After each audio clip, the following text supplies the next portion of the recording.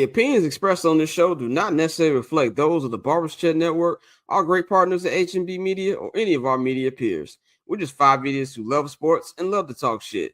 If you're offended easily, then this show isn't for you. And for those of you who aren't offended easily, sit back, relax, and enjoy the show. Remember, it's only entertainment.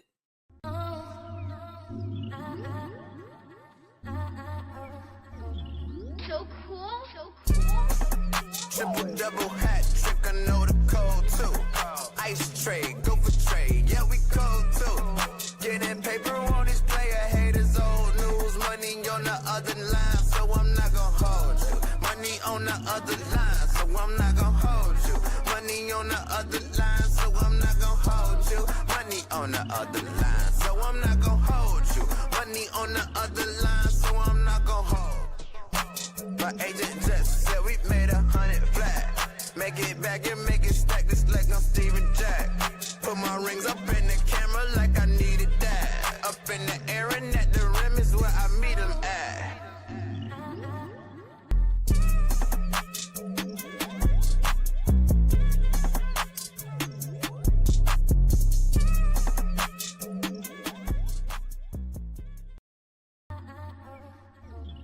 So cool.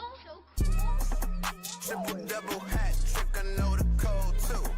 Ice trade, go for trade, yeah we cold too. Getting paper on these player haters, old news. Money on the other line, so I'm not gonna hold you. Money on the other line, so I'm not gonna hold you. Money on the other line, so I'm not gonna hold you. Money on the other line, so I'm not gonna.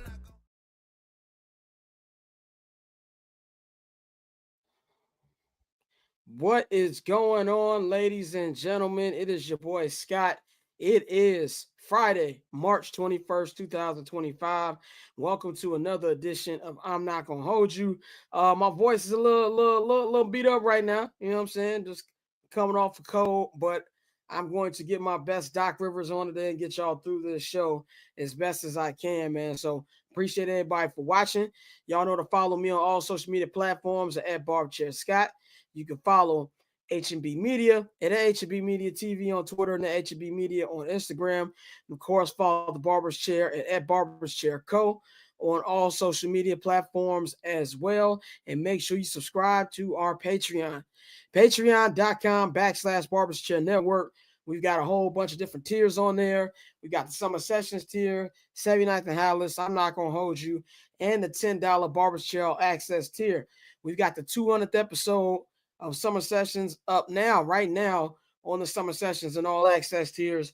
Check that out, man. A lot of dope stuff on there. And if you subscribe to the $10 holla, that is the Barbershop access tier, you get 25% off on your first order at the Barber's Chair Network merchandise shop.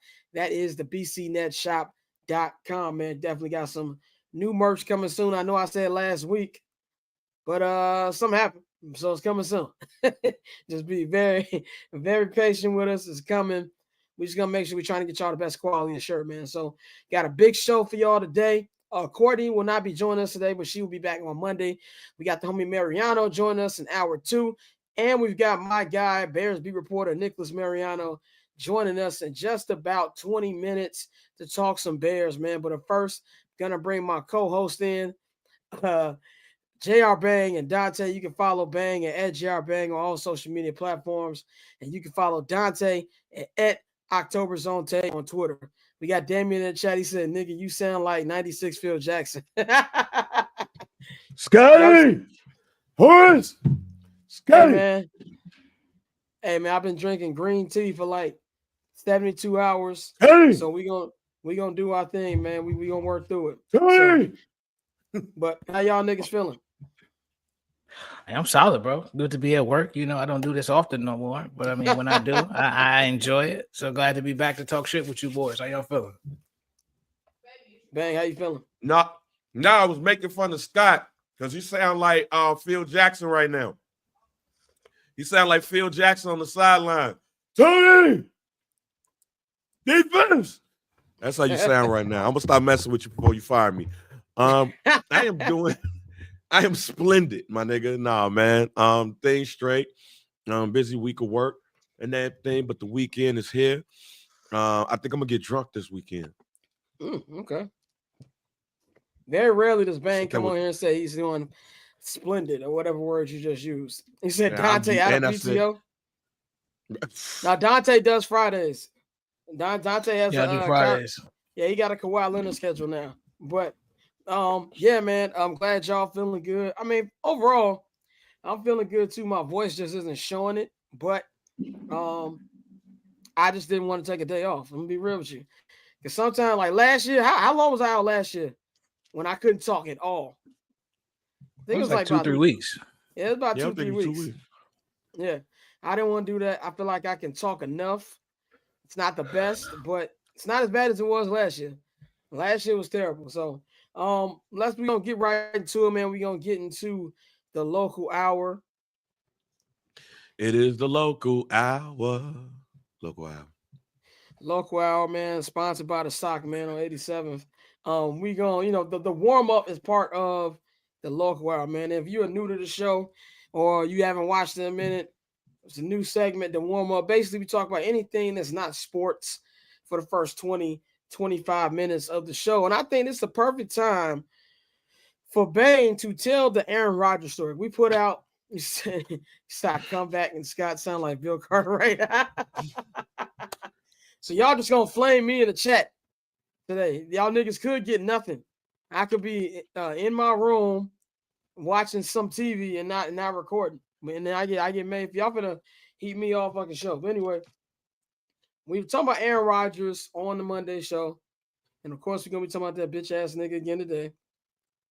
And Bang said that Aaron Rodgers almost broke up his family. Now, if you listen to Summer Sessions, you know the story, but a lot of people don't know the story. We've had people hitting us up on IG and Twitter trying to figure out what the story was. So I'm gonna give Bang the floor to tell anybody. Okay. Aaron Rodgers almost. Well, I need you to be here with it because I got to get my dates right and stuff. So y'all, you could put me in the main one, but I need you around. Okay, so cool. when was the Randall Cobb game winner? Was that 2011? Oh, that was 2013. You mean 4th and 8? Yeah, 4th and 8. 2013. Okay, that's 2013. All right. So 2013, pregnant wife, she's upstairs and that thing, and me and my pops and my brother are watching the game. So 4th and 8 happens. Randall Cobb gets the ball. Aaron Rodgers to Randall Cobb, excuse me. Aaron Rodgers to Randall Cobb for the touchdown. And the game is over, and I couldn't do nothing but laugh. Like, we gonna find a way to fuck this shit up. So I just laughed like this don't make no sense. My father looks at me. Now, my father's a huge Bears fan. And my father looks at me. Fuck you laughing for? I'm like, wait a minute. Hold on, Jack. Like, you think this shit funny? You think this shit funny? Like, what the fuck is you talking about, fam? Like, you think this shit funny? Goddamn Bears losing this shit. You know, I'm tired of this motherfucking shit. Always losing to these motherfuckers. Are you gonna sit up here and laugh? I say, Pops, I'm laughing because it's fucked up. I'm laughing because I'm pissed. No. You wanted the Bears to lose, huh? You wanted the fucking Bears to lose, huh? I'm like, all right, Jack. Now you tripping. All right, now we doing a little bit too much game over. You tripping. See, no, you don't give a fuck about the Bears. You don't give a fuck. Oh, why the fuck you even here? I'm like, all right, you tweaking. So I'm just gonna go and walk out. My father, as I'm about to walk, my father grabs my arm and turns me around. He's pissed because I am laughing about this shit, but he's not understanding I'm laughing to take the pain away. Then my little brother comes up, say, yeah, man, I don't think you really understand. Plus, I don't even think you really wanted to watch the game with us in the first place. I'm like, what the fuck?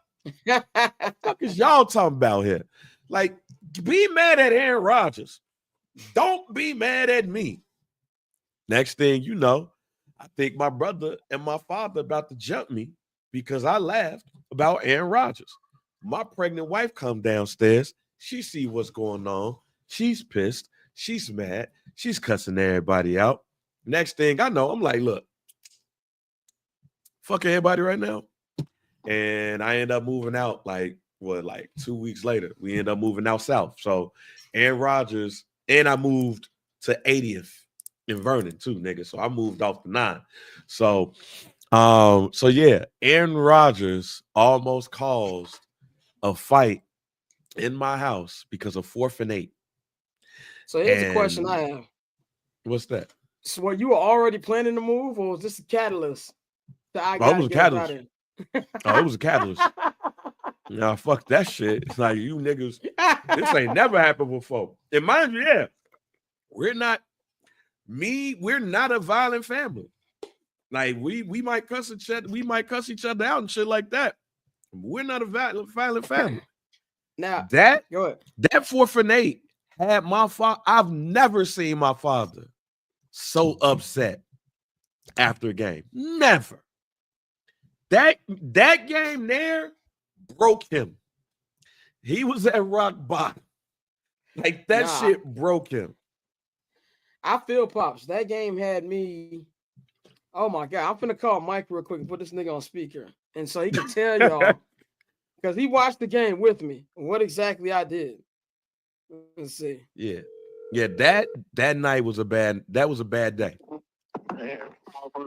Hey, Mike, hey, nigga, hey, you are live on the show. I have a question for you. Okay, what's going on? Tell the people how I reacted right after 4th and 8. I thought you didn't want to talk about that no more, but when I brought it up last week, you was like, that's old, but literally when that play happened and Chris Conte was for some reason playing his own and that touchdown happened, you sat in that chair for 2 hours. Me and Flo's and your mom, dad looked at you. You didn't say a word, bro. And I just, after 2 hours, I'm like, I left out myself. Usually you'll walk me to the door. I just left, bro. I just had to tell the people, because Bang was talking about almost broke his family up. I'm gonna call you back after the show. All right, bro. I had to let you know, nigga. I was distraught, bro. Yeah, I was distraught, my nigga. I've seen my father pissed off at the games. I've never seen him as upset and emotional that day. And we didn't talk. Like, if I ask my wife, I don't think we talked for like 2 months. Damn.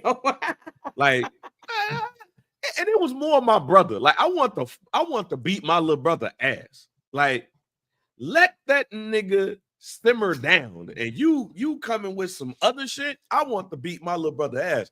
But the last time I was about to beat my little brother ass, my father told me stop because he thought I was about to kill him because he snuffed me. And I threw that nigga to the ground. And my father was like, no, don't kill him. So, so the first time I talked to my father after that is, hey, we just want to come by and see the new place. Plus, we want to bring something over there for you. This nigga brings a 55-inch TV with him and shit. Like, hey, man, this is a gift.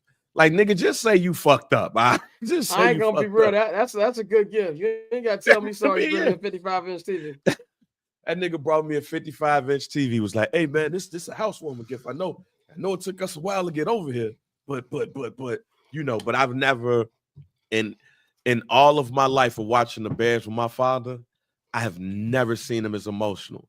And you think I hate Aaron Rodgers? That nigga would piss on his grave if he dies before him and he finds out where it is. He hates that man. That's a white guy on his list of people that he just fuck him. I don't want to hear nothing positive about this man. I'm with your pops on that one. Like, if I had the last bottle of water on planet Earth and this nigga needed it to survive and I was like fully hydrated, I'm drinking the hell out that water. Like that. That's how much I hate Aaron Rodgers. So I definitely 100% understand where your pops is coming from, man. I'm tired of bringing up this nigga on every show we have on this platform. But every week, he does some more whole ass shit that I got to keep bringing up. And you know how people say, oh, you just a so-and-so hater. Look me in my eye, nigga. I am officially a Drake hater. I hate this nigga. Like, I am rooting for him to fail in every way possible. Now this nigga wants to see Kendrick's contracts. Did y'all read that? Yeah. Now you want to see the nigga contract. Like, to me, I just can't get over the fact that we're letting somebody actually sue for a diss song. Like, I don't think we understand the gravity of this, especially when he the same nigga that started this. And that's what's annoying me more than anything. I'm at the point now where if you say you listen to Drake, I might think you a bitch ass nigga. Like, I used to do Goofy Mog of the Week, and I got to put this nigga in the Goofy Mog Hall of Fame. Like, it's that bad, bro. That Yeah. Hey, about you rooting for the machine. You rooting for the machine. Yeah, in this case, I am. In this case, I am. Because enough. This ain't got nothing to do with Kendrick. This is about hip-hop, and my hip-hop heart is upset right now. And then you look at it.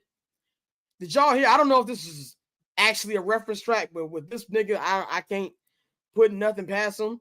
That there's a reference track that dropped from 5 a.m. in Toronto. No. Yesterday. Yeah, I just heard that while I was walking to the store. If it's true, I mean, it just goes into a long line of reference tracks we've already heard. So, like somebody said, it's like a treasure chest of reference tracks out there just floating. So, I mean, one day it's gonna drop, but either way, you know, we know what it is with this guy. So, I'm with you though. It's disappointing. It's one of those situations where, like, I don't see how he comes back from this. I just don't see it. This is me personally, and I was a Drake fan for a very long time. Still, I'm a Drake fan, but it's nasty, bro. It really is. Like, the way that you start digging into people's contracts and saying, "Well, let me see this and that." Nah, bro, nah. And you know, UMG had the perfect response, in my opinion. You started this. You asked for it. The roof caved in on you, and now you're sitting here trying to, you know, save as much face as humanly possible, and it's just not working for him. So that shit is corny, but I mean, man, bro, it's tough. It goes from saying, all right, bro, just drop some new music, we'll see what you're gonna do, to now it's really like, you know, where do we go from here?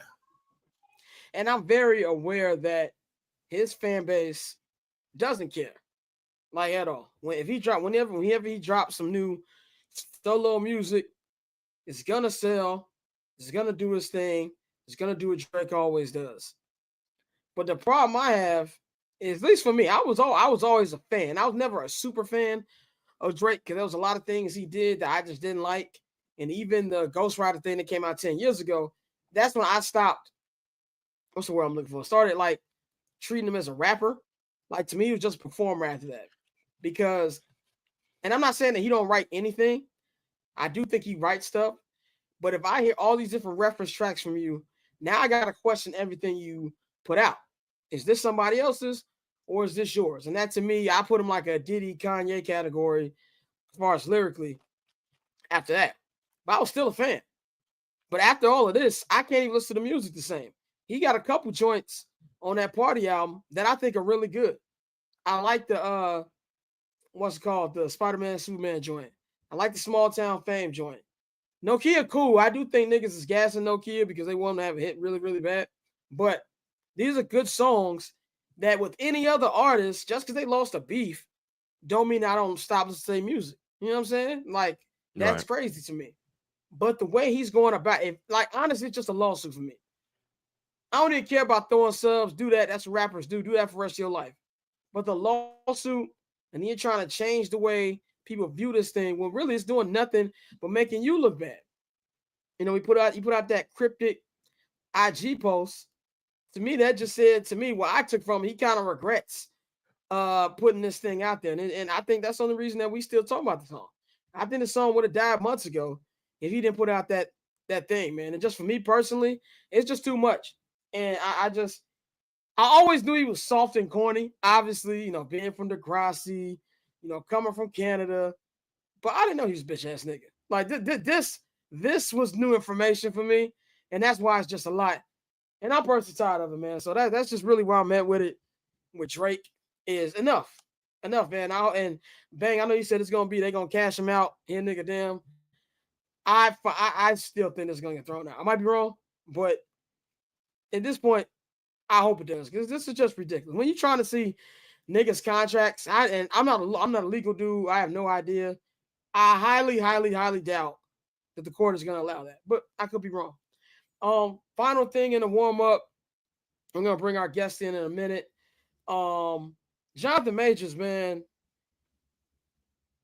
This is interesting. Me and Bang have been on this for a couple months.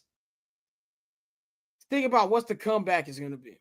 So he's got this new movie coming out. Actually, it's out right now. It was $1 million. What's the name of it? $1 Million Dreams? Anybody remember the name? Yeah, Magazine Dreams. Magazine Dreams. Magazine Dreams. Magazine Dreams. And he's been going on a little promo run. He had the Hollywood Reporter cover a week ago. And then that audio got released from the incident a couple of years ago. He did a couple more outlets. He did Sherry Shepherd. He did Stephen A. Smith. And then he did Summer Complex. And it's like they're asking the right questions, but he's avoiding a lot of answers, giving a lot of them, oh, I believe in God. And, I'm doing work and I'm doing this, that, and the third. And now we learned today. Oh, he's on Breakfast Club today, too. We learned that he sent a letter to Kevin Feige about thanking them for the opportunity and blah, blah, blah, blah. And to me, I kind of look at it like this. I had a conversation with my brother about this where it's a weird situation because, yeah, he's wrong for what he did 100%. But I feel like we live in an age right now people don't want to give second chances. So I kind of want to know, like, what's your opinion on, like, the thin line between somebody, I want to say serving that time because he's not going to prison, but sitting down for a minute, learning from their mistakes, and getting a legitimate second chance, and what do you think Jonathan Majors is with that? Go ahead, Bang. I mean, everybody don't deserve a second chance. I'm not one of those people because it depends on what you do. The Jonathan Majors situation with old girl just seems very convoluted. Even with the quote unquote admission, he doesn't say that he actually choked her. He just says it's part of the aggression. So that could be taken many ways. I felt like when all of this happened, and I think I said it on Summer Sessions, that once he goes on his reclamation tour, he's going to admit that he's been touched. He did. He's going to look for the sympathy. He's getting it.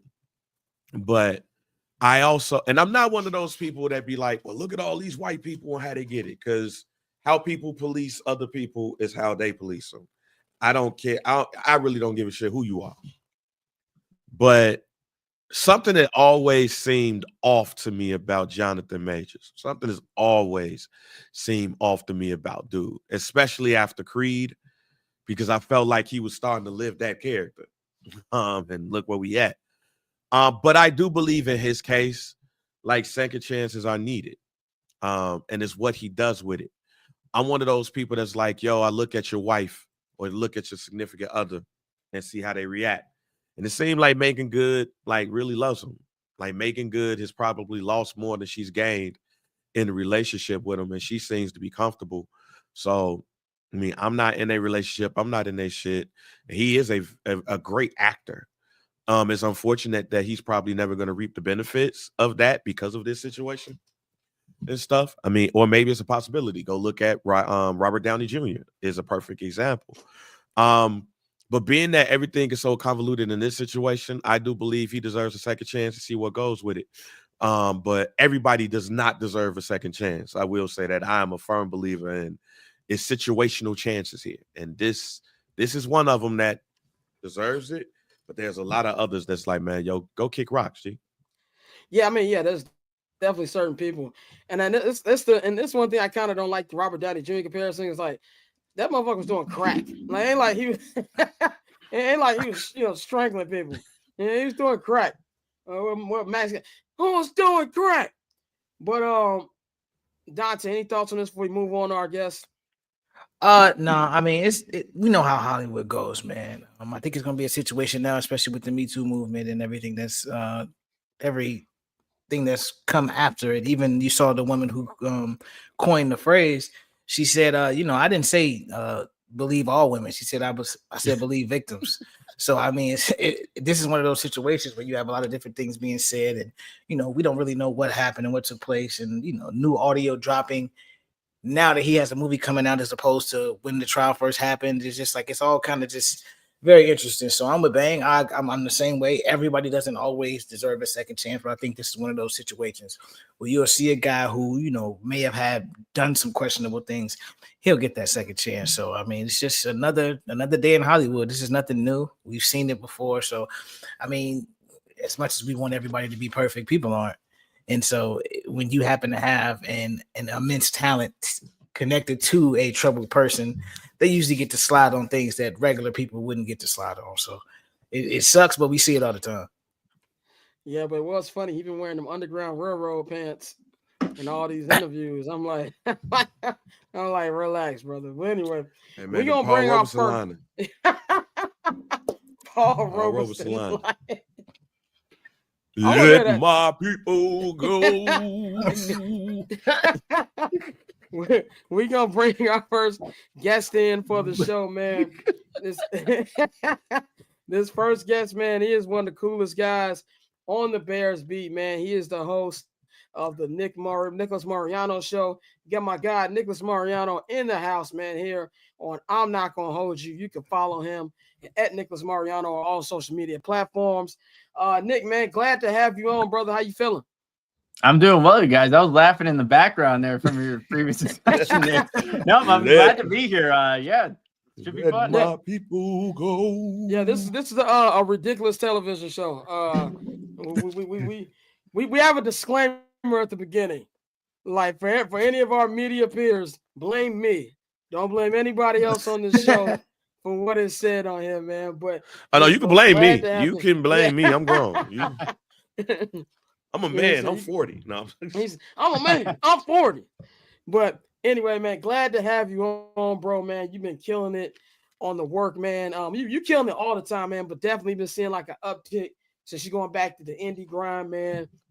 Before we get into the question I have for you, just tell me what it's been like, you know what I'm saying, having your own show and, you know, really like kind of like, you know, doing your own thing fully. Of course, I know you're doing some stuff with the homies at the Bigs, but what it's been like, you know what I'm saying, like post CHGO and everything you've been doing. Yeah, I think it's been a good opportunity for me to just kind of dive into a lot of things that maybe I wouldn't have had my full hands on from a production standpoint, but learning how to do like graphics and things like that. But like I get to host my own show, so I get to say what I want, do what I want, and do it the way I want to do things. So it has been a kind of like a blessing in disguise when you do, you know, move on, when I did move on from my previous job. So it's been cool. And it's been nice to see the engagement, like numbers have been growing, things like that, having like a professional looking intro and stuff like that I just didn't have previous to this. So it's nice to have my own brand, but yeah, continue to build that up, but it's been a lot of fun. Definitely, man. It's been definitely dope to watch everything you've been putting out, man. It's been definitely great to see. But let's talk Bears, man. That's what we all here for. Been a busy offseason. I feel like it's been 5 years since the last game we all covered with so much stuff going on. New head coach, Ben Johnson, you know, bringing in these new players and things like that.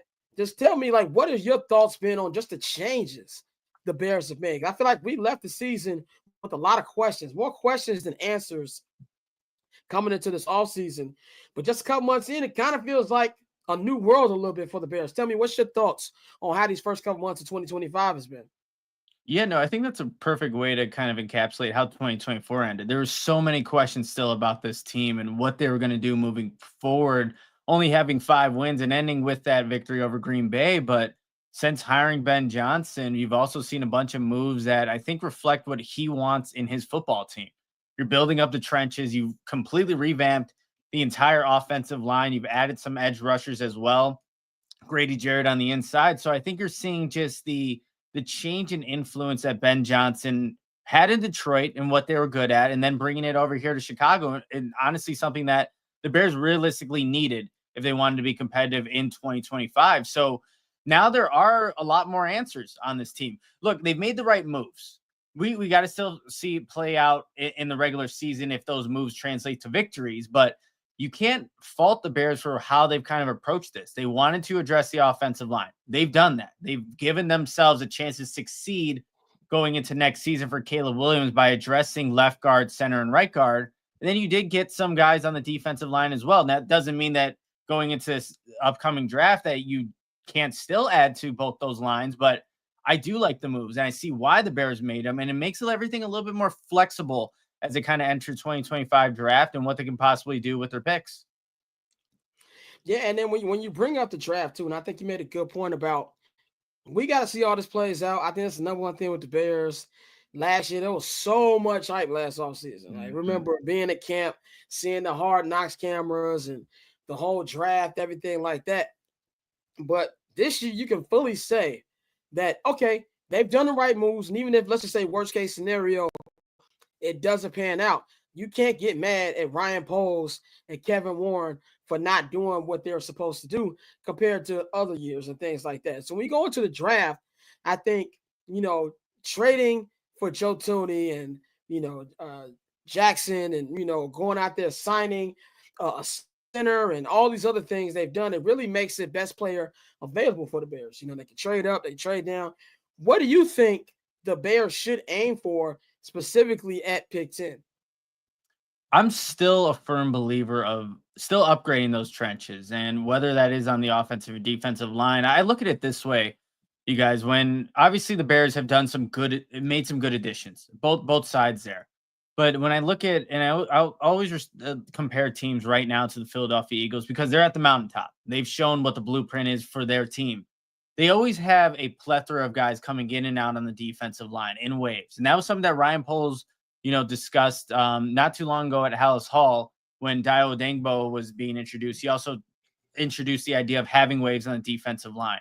So that's where I think the Bears end up going if they stay at pick 10, picking the best defensive lineman there. But I wouldn't be opposed to, like, if let's say a guy from Will Campbell, the LSU tackle, who, maybe there are some questions about arm length. Can he actually play tackle? Could he also probably play guard in the NFL? Definitely. But I'm all for trying to upgrade and still continue to upgrade those lines, even if, like, I know there's a lot of Bears fans wanting or liking the idea of Ashton Genty. And you know what? I'm open to that discussion.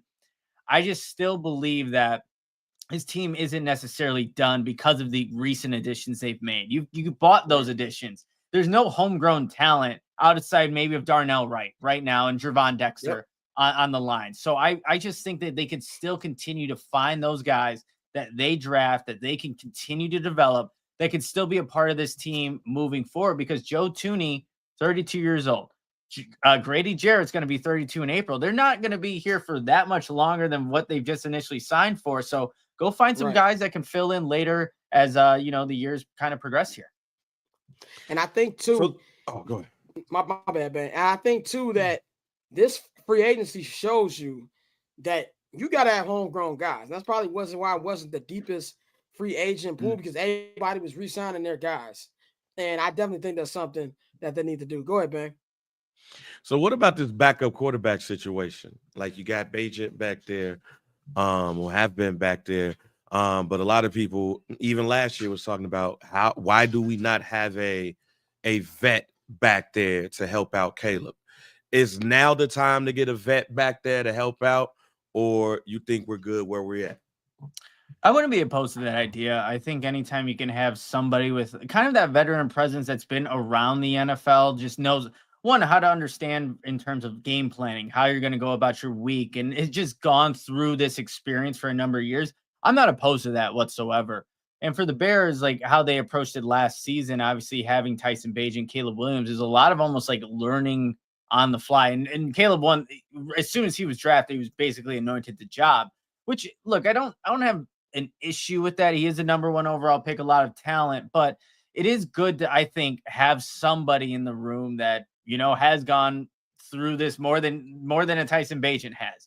And, Tyson Bagent, I think, someone that has developed, but it's just nice to have that veteran presence. A lot of these other rooms right now for the Bears, they do have that outside of the quarterback room. And, I know there's obviously new people in place there, new coaches, and maybe that can fill the spot there, but just having an actual player in there that can share a tip or two with Caleb and even Tyson, I'm not opposed to that at all. So if the Bears were to bring in a veteran quarterback that has been through a couple of systems, I don't see anything wrong with that. That's not that you're saying that he's challenging Caleb or even Tyson at the job. Just somebody to have on the roster that, obviously has played the position and knows a thing or two about being a quarterback in the NFL. Yeah, you're right. That backup position is important. But, as we all know, everybody's here to see number 18, Caleb Williams. So with all the additions we made along the offensive line, where are your expectations for Caleb? And what do you think we should see out of our quarterback coming year two? Is it one of those things where we have to, the Bears fans, we hate hearing this, but give it time to let that new offensive line gel? Or is this something where we should see him begin to continue to take that next step that we expect him to take? I think if you're a Bears fan, you should have high expectations for what Caleb Williams should be able to do, especially given all the additions. And I think the biggest thing you're going to see from Caleb, and hopefully as he's learning Ben Johnson's offense and learning the language and everything that comes with it, just the understanding of like the timing in the NFL. I think when you look at the 68 sacks that he took, yes, a bunch can be put on the offensive line that was previously in place last season. But there are also a lot of those sacks where you look at Caleb where what I was kind of seeing on film is like he's trying to wait for something to develop downfield when it's not there to be had in the first place, based on coverage, based on the route concepts. Like, you want to just know that if something's not there, you can take your check down. And I think with Ben Johnson, his offense, and with the line that's going to be in place, Caleb's going to get to those decisions a little bit quicker. And when he's going to get to those decisions quicker, you're ahead of the chains instead of being behind them because you took a negative play or even an incomplete pass. So I think that should be one of the biggest areas of improvement in Caleb Williams' game. And for Ben Johnson, like, this is almost a new kind of experiment for him because he's never had a quarterback quite like him who can make his own plays, extend plays. Jared Goff's a great quarterback in the pocket, but his game does not exceed the pocket. So I just think that the biggest area you're going to see is just, I think, Caleb being a quicker processor, get to those check downs, and then he can go home run hitting on some of those deeper plays. But I do have high expectations for Caleb. He does have the weapons around him, and now he has a line. And with that, I think you should see some pretty good things from number 18. And that's why I'm excited about the moves they made in line, because last year, in the flashes that he did have time to throw the ball, he was great. And I think that's what you saw too in that Green Bay game, that winning drive. He had good protection. Now I want to talk about Ben Johnson. I think something I've noticed, and listen, I've been covering the Bears since 2021 full time, since 2022. All the camps that I've been at during the Matt Eberflus time, they haven't really been too high intense. I feel like this is something we've talked about, Nick, at camp sometime. Like, this wasn't as high intensity as we thought it should be. What's some things that you're going to be looking for from Ben Johnson's first camp? Because he said last week, like, it's not supposed to be easy. It's going to be tough. Woo, woo, woo. What is some things that you need to see from the way he conducts camp this year? Yeah, no, that's a great question. And I think just given, how Ben Johnson's been kind of talking about these things, like you said, not being easy, you want to see some physicality in these camps. Like, obviously right. They don't have as many days in the pads, or, there's certain times off that you got to take throughout camp. But I think when you hear Grady Jarrett and how he was talking about it, and he looked over at the new offensive lineman in Jonah Jackson, Joe Thuney, saying, you guys better be ready. Like, that intensity from the defense, I think it's going to be there because Grady is there, and that's going to matriculate down into the rest of the defense players. But Ben Johnson's offensive players need to be ready for that. So I want to see that physicality. I want to see these guys challenge each other. You want to see the DBs and wide receivers really go at it. And I think that's what training camp's for. You callous up and you build each other up and you make it tough. And if Ben Johnson is true to his word and how he's going to approach training camp, like the way he's approaching some of these press conferences, then that's going to make I think it's just a stronger football team, because we've seen too many times, time and time again, when the Bears go play some of these NFC North opponents, especially the Green Bay Packers, they're beaten in the trenches. I think that's a physicality thing. That's a mentality type of what you need to play that position. So I think from Ben Johnson, bring that physicality, establish that from the very beginning. And I'm sure he's doing that now, as he's kind of been acquainted with some of the players now, but that needs to be seen in this training camp. And I think if we see that could be a good indication of what could possibly come in this 2025 season. And that's the other too, when we've seen the last couple of years that that defense likes talking during camp. Like they're really loud during camp. I'm even texting in the group chat sometimes during camp, like, hey, Jaquan and them really talking shit today. You know what I'm saying? So I want to see them bark back. You know what I'm saying? We saw a little bit of that last year from the offense, but I want to see it more, and hopefully with some new people that it'll go there. I want to talk about the wide receivers. I got a couple more for you before we get you about it. Last year, the way they used DJ Moore was very, very weird. And we talked about this. I feel like Sunday after Sunday in the press box, me, you heard my brother like, yo, they're not using him the right way. Use him like a running back a lot. We were reading body language. Is he happy? Is he not happy? Now you've got year 2 Rome.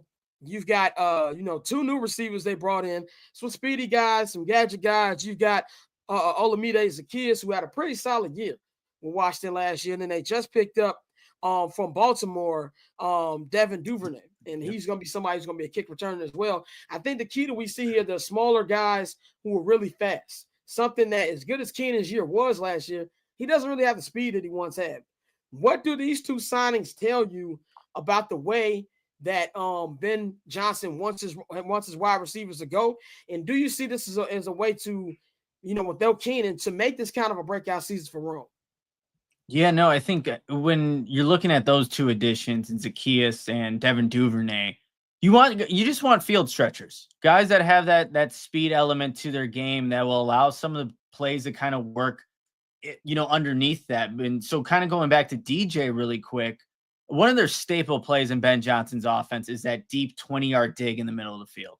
The Bears actually got burned on it because they had Jameson Williams on a deep post at Soldier Field, and that's where Jared Goff threw it. But what influenced that play was the dig route by St. Brown in the middle of the field that held the safety.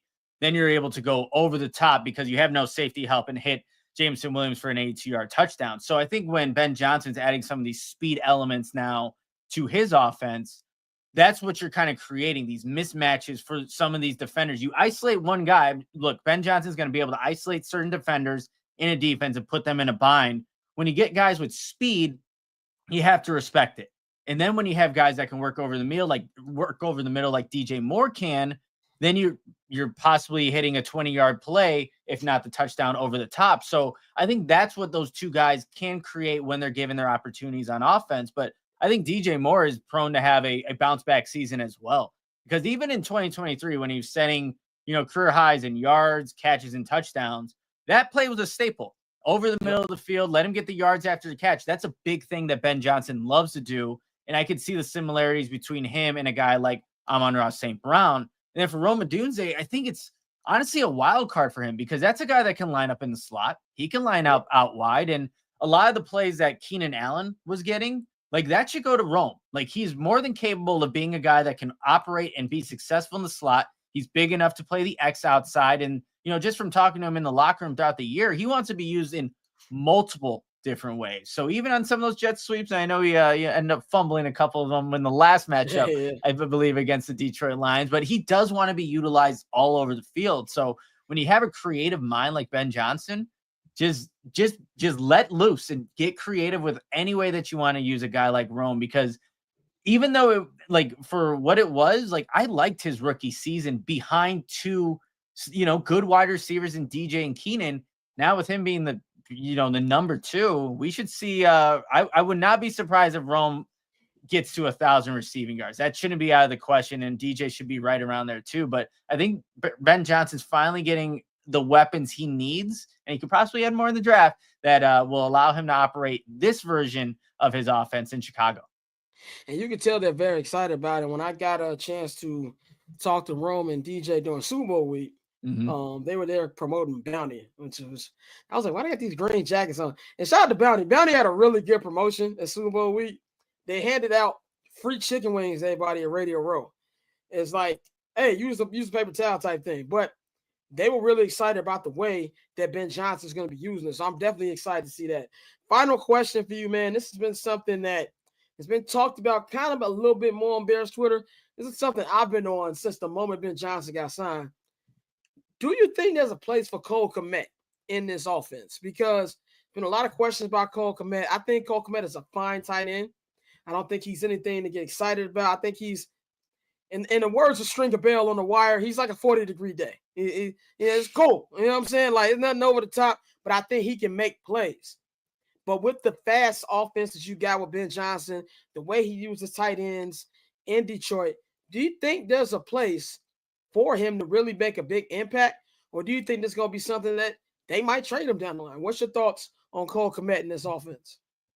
Yeah, so I think there's definitely a place for Cole Kmet. I will say, though, that he's not the route runner that, Ben Johnson previously had with Sam Laporta. But when you have a guy that I think is a well-rounded player, I think that's how you can describe Cole Kmet. He'll block for you. He'll obviously go out and pass, catch some passes. But for whatever reason last season, and actually there's a bunch of different reasons why last season didn't work offensively, but I think you should see a better output for Cole Kmet because I think Ben Johnson's just going to see a better vision for what his strengths are as a football player. And, when you have the size that Cole Kmet does have, like, I would like to see some of those one-on-one opportunities in the red zone. It's not like you need to be the greatest route runner to get up, just body somebody out, box them out like you're a basketball player on a smaller safeties, things like that. But I just think with Ben Johnson's creativity, and it doesn't even take that much creativity to get a guy like that open. If you have the offense flowing one way with play action because you're in 12 personnel, you have your two tight ends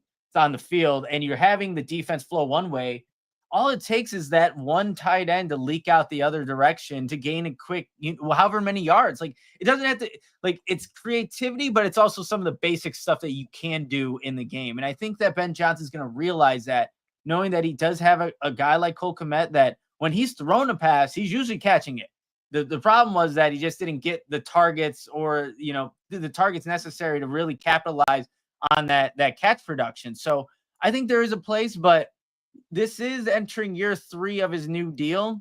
Yep. I would have to see how much like the guarantees are after this. And, I know there's a lot of Bears fans like speculating that 10th pick with a guy like Tyler Warren from Penn State. Like, if you were to draft him, I think that kind of lets you know, at least for this season, they can complement each other. But beyond that, like, there's no guarantees. But to answer your question, there is a place for Cole Kmet in Ben Johnson's offense. As for the future, I think we got to wait and see on that. But I want to see what Ben Johnson can do in this year with Cole. And then we can kind of have that discussion down the road. Yeah, and I think like his contract makes it real interesting, like you just said. Like, we're gonna look at what are some of the guarantees and things like that that's gonna look forward going forward, man. So, Nick, man, always great to talk to you, man. Great to have you on. Let them know where they can follow you at and everything you've got going on. Yeah, no, appreciate you guys for having me. This was a lot of fun. You can just follow me on Twitter at Nicholas Moreano, and then doing stuff on YouTube, the Nicholas Moreano Show. So if you just type that in, I'm sure you'll find me, and also on Spotify, Apple Podcasts, and Amazon Music. So anywhere where you can find your podcast, I'm also on there. But most of my stuff's gonna be posted on Twitter, and then if you click on there, you'll be able to find the rest of my content. Yes, sir, bro. Always great to talk to you, man. We gonna holler at you. All right, you guys. See ya. Yes, sir. That is Nicholas Moreano, man. Follow him, get in tune, man. Get all your Bears news from him, man. Let's get into it, man. We're gonna talk about some before we actually get to that. I want to talk to Dante. Because Dante, we never actually got your take on what you feel about this year's free agency for the Bears. So I wanted to get your take on what you feel about the moves that they've made. Here's the thing, it's good and bad. Like, it's good in the sense that, like, I love the fact that we did go directly into the trenches. We did go and address positions of need immediately. We got guys that were familiar with Ben Johnson. We got a guy in Thule who's a, literally potential Hall of Famer, based on his resume so far. You get Dahlman, who was the best center on the market, someone who he's not a world beater, but he's beyond serviceable. It's been top 5 at his position, for the last few years. Grady, I've been asking about Grady Jarrett for the past 2 years, somebody on that defensive tackle who is versatile and who does have, plays with that mean streak that we really haven't seen since, I would say, like Akeem Hicks, having a guy in the middle who was really there, who's just hell-bent on, tearing shit up. And that's the type of player that Grady is. Smart football player, high energy. And that's somebody who, even at this age, with the rotations being a new thing, this is a great guy to have as an anchor on that rotation. So I really love that. But just mainly the offensive line pickups were big for me. And why? The reason I said good and bad, because I think it was a further indictment on Poles and what he hasn't done for that offensive line.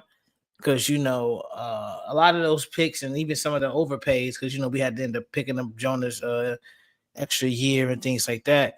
Some of the, overpaying is because of the mistakes that we've made in not drafting quality offensive linemen and, missing on people, signing the wrong players. And so I think Ben coming in and pretty much saying, hey, bro, the people you got ain't good enough. Let's go here, here, and here. I appreciate the fact that Ryan Poles was humble enough to, take that on the chin, pause, and just keep going. But the reality is you brought in a lot of those players that were bad. So I understand we still want to go trenches for the 10th pick, but who's making that pick? If it's Ben Johnson, I'm a lot more confident than Ryan Poles. But I think overall, just in terms of free agency and everything we did, I really like it. I really like the moves. Even bringing in Zacchaeus as a number 3 receiver, bringing in guys that can block the punt returner we just signed, bringing more speed onto the team. So, I'm interested to see what happens at 10, bro. I think, we're at a position now where they can really, really, really do some damage, bro. I'm not going to jump ahead of myself like I did last season and predict 12 wins or anything like that.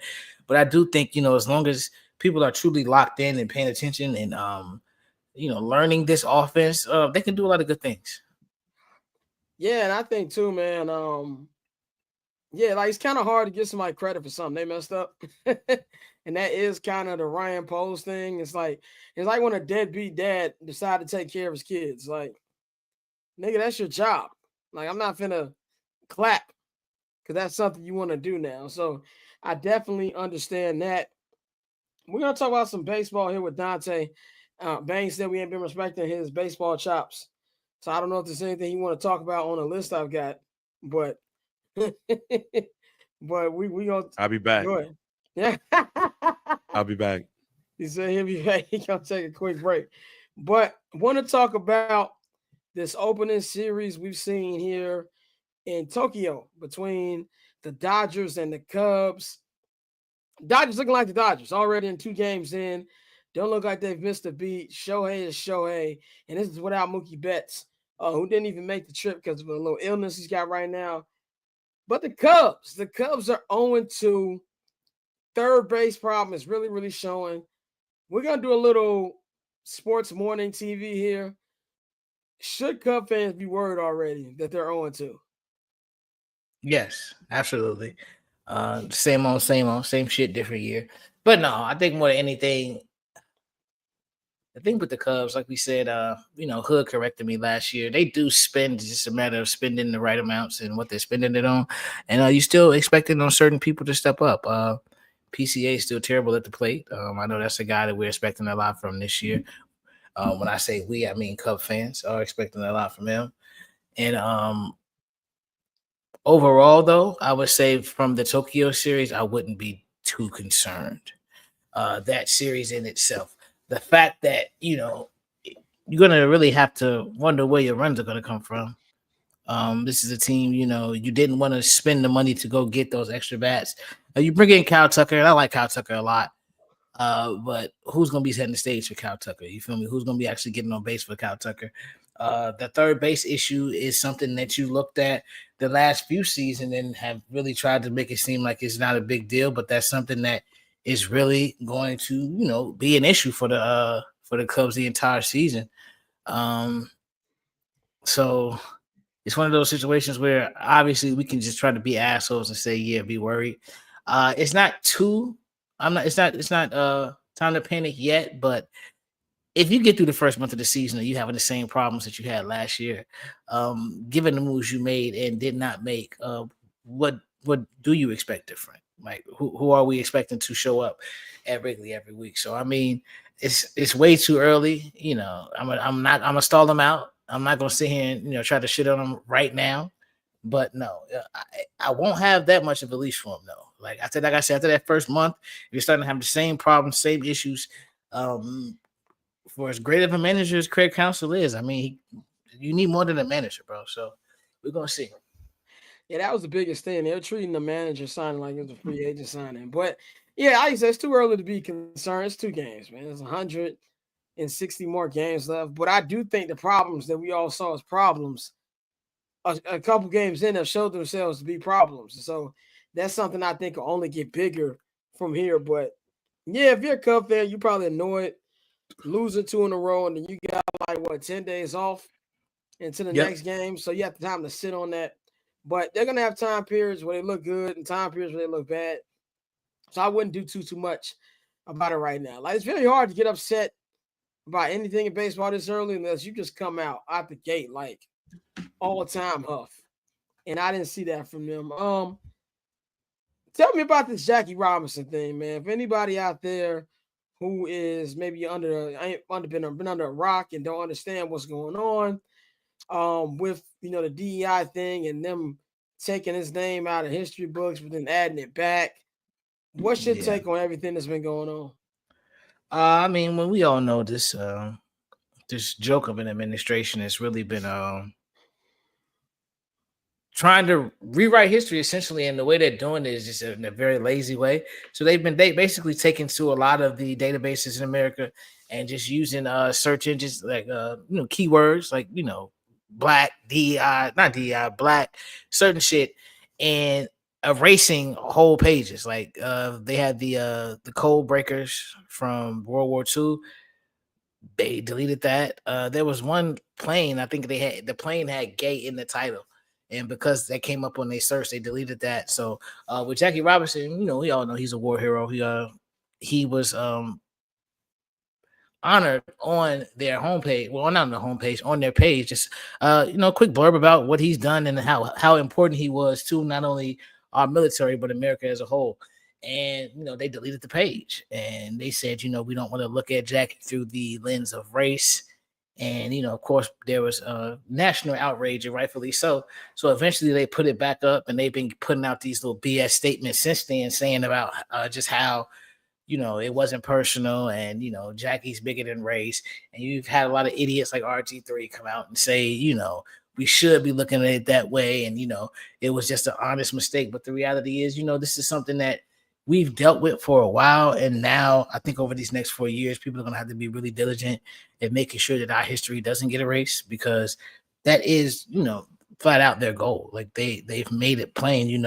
People dance around and they just won't call it racist. We'll hide behind DEI and things like that. But given the fact that DEI has benefited mainly white women and other races, yet it seems to be weaponized against us the most, blacks and Latinos, it's kind of fucking crazy.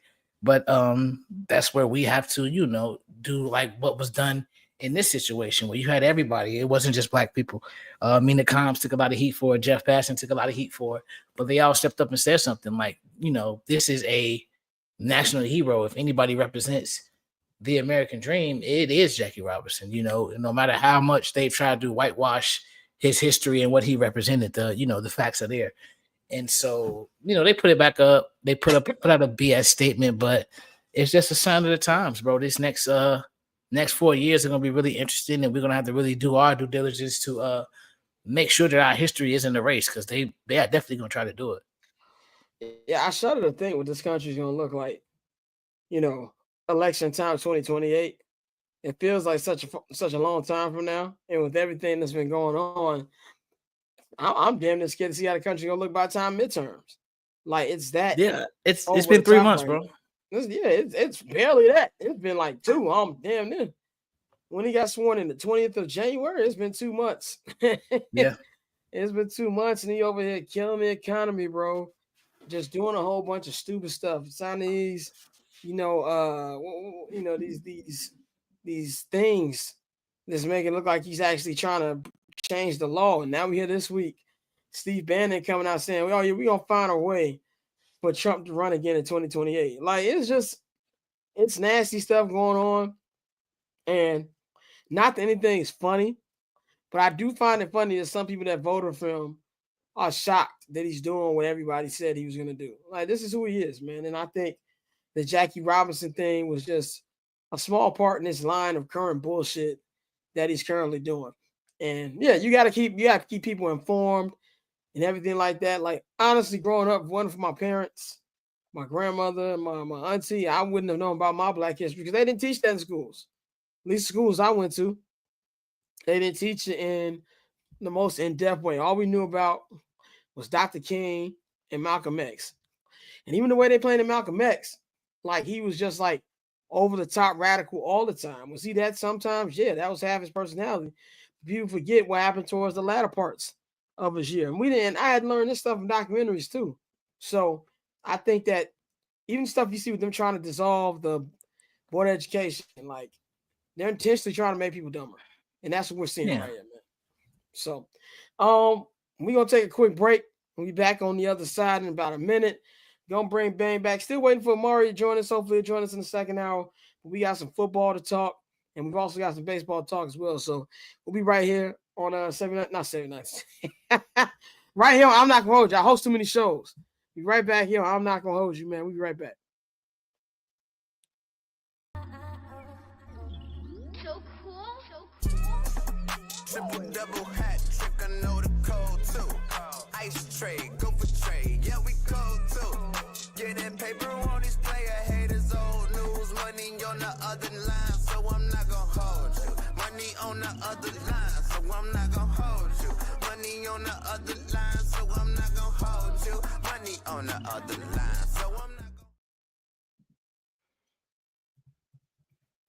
gonna. And we are back. And I'm not gonna hold you. Gonna bring Bang back in here. Mariano is about to pull up in just a minute, man. Let's go to the first topic while we wait for Mario to get here. I saw this yesterday, and I know Mikey put it in the chat again today about ESPN gonna be getting ready to buy all of NFL media. More specifically, they're gonna buy the NFL Network. Their plan is to buy NFL Red Zone and also NFL Plus for about $2 billion. Now, the deal is not done yet. A lot of things can happen when people are negotiating and things like that. But right now, that is the plan for them to acquire all of this and to really, really get knee deep into the NFL coverage. We know they broke ties with the MLB. No more Sunday Night Baseball. No real baseball on ESPN. I'm guessing outside of the playoffs. Man, I want your as the senior media man. I don't mean senior in a joking way, but as the senior media man, as somebody, let me put this in a better way. As somebody whose job is to be up to date what's going on in the media landscape, do you think this is a good or bad thing right here?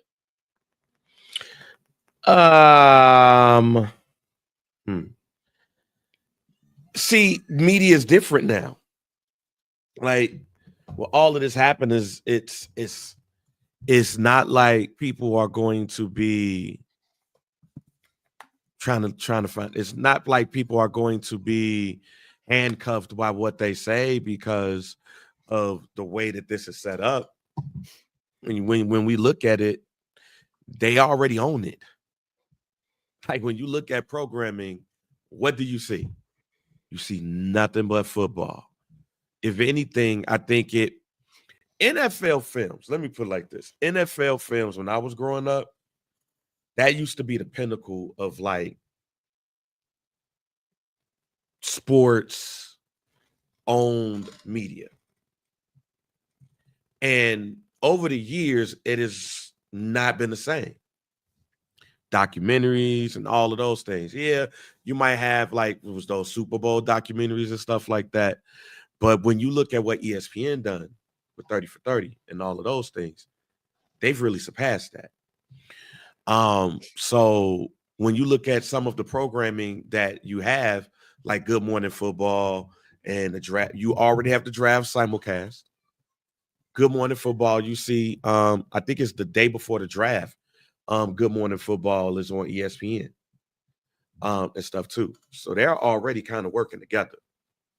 So for me, in my opinion, it's a marriage that is probably already happening in some type of capacity.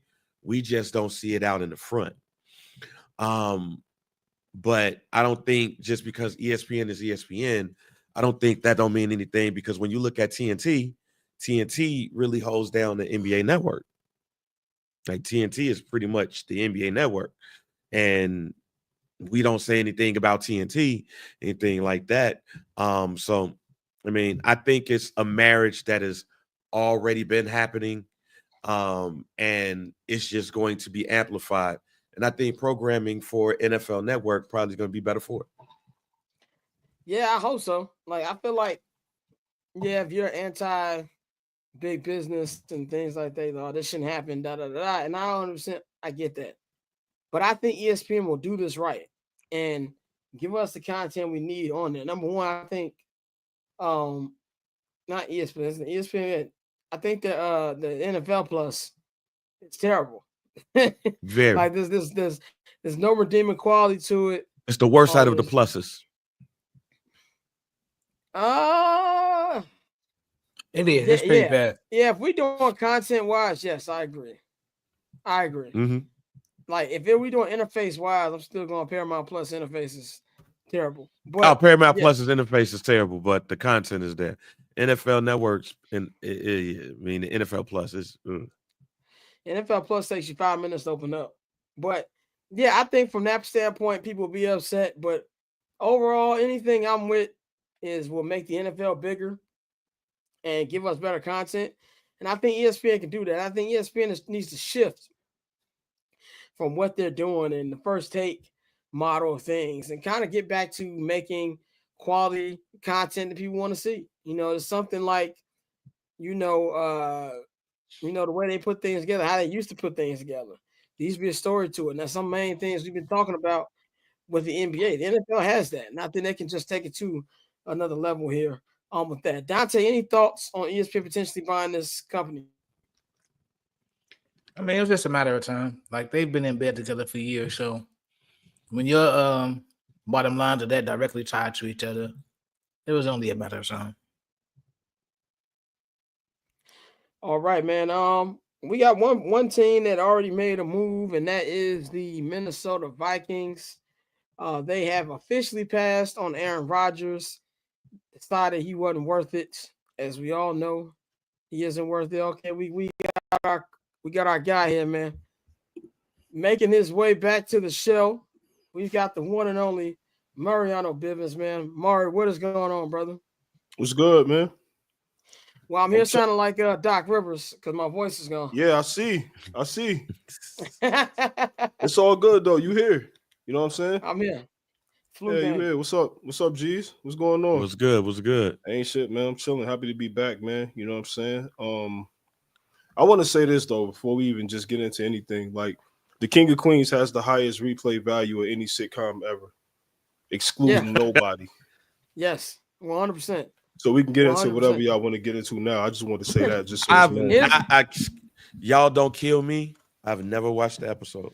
Listen, brother. Not only are we not going to kill you, we're like probably envious of you. You get to experience this for the first time. Like, it's a beautiful show, bro. I promise you. This is not that fan base. King Queen's over. Yeah.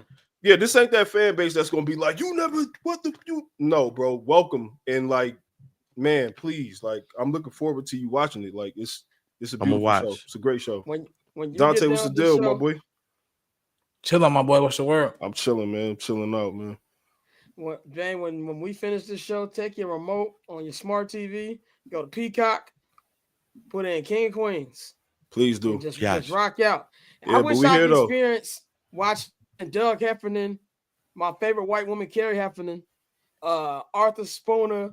She the coldest. Man, my man. And here's the thing. Here's my King of Queens take. I was not a fan of the seasons with Richie. Really?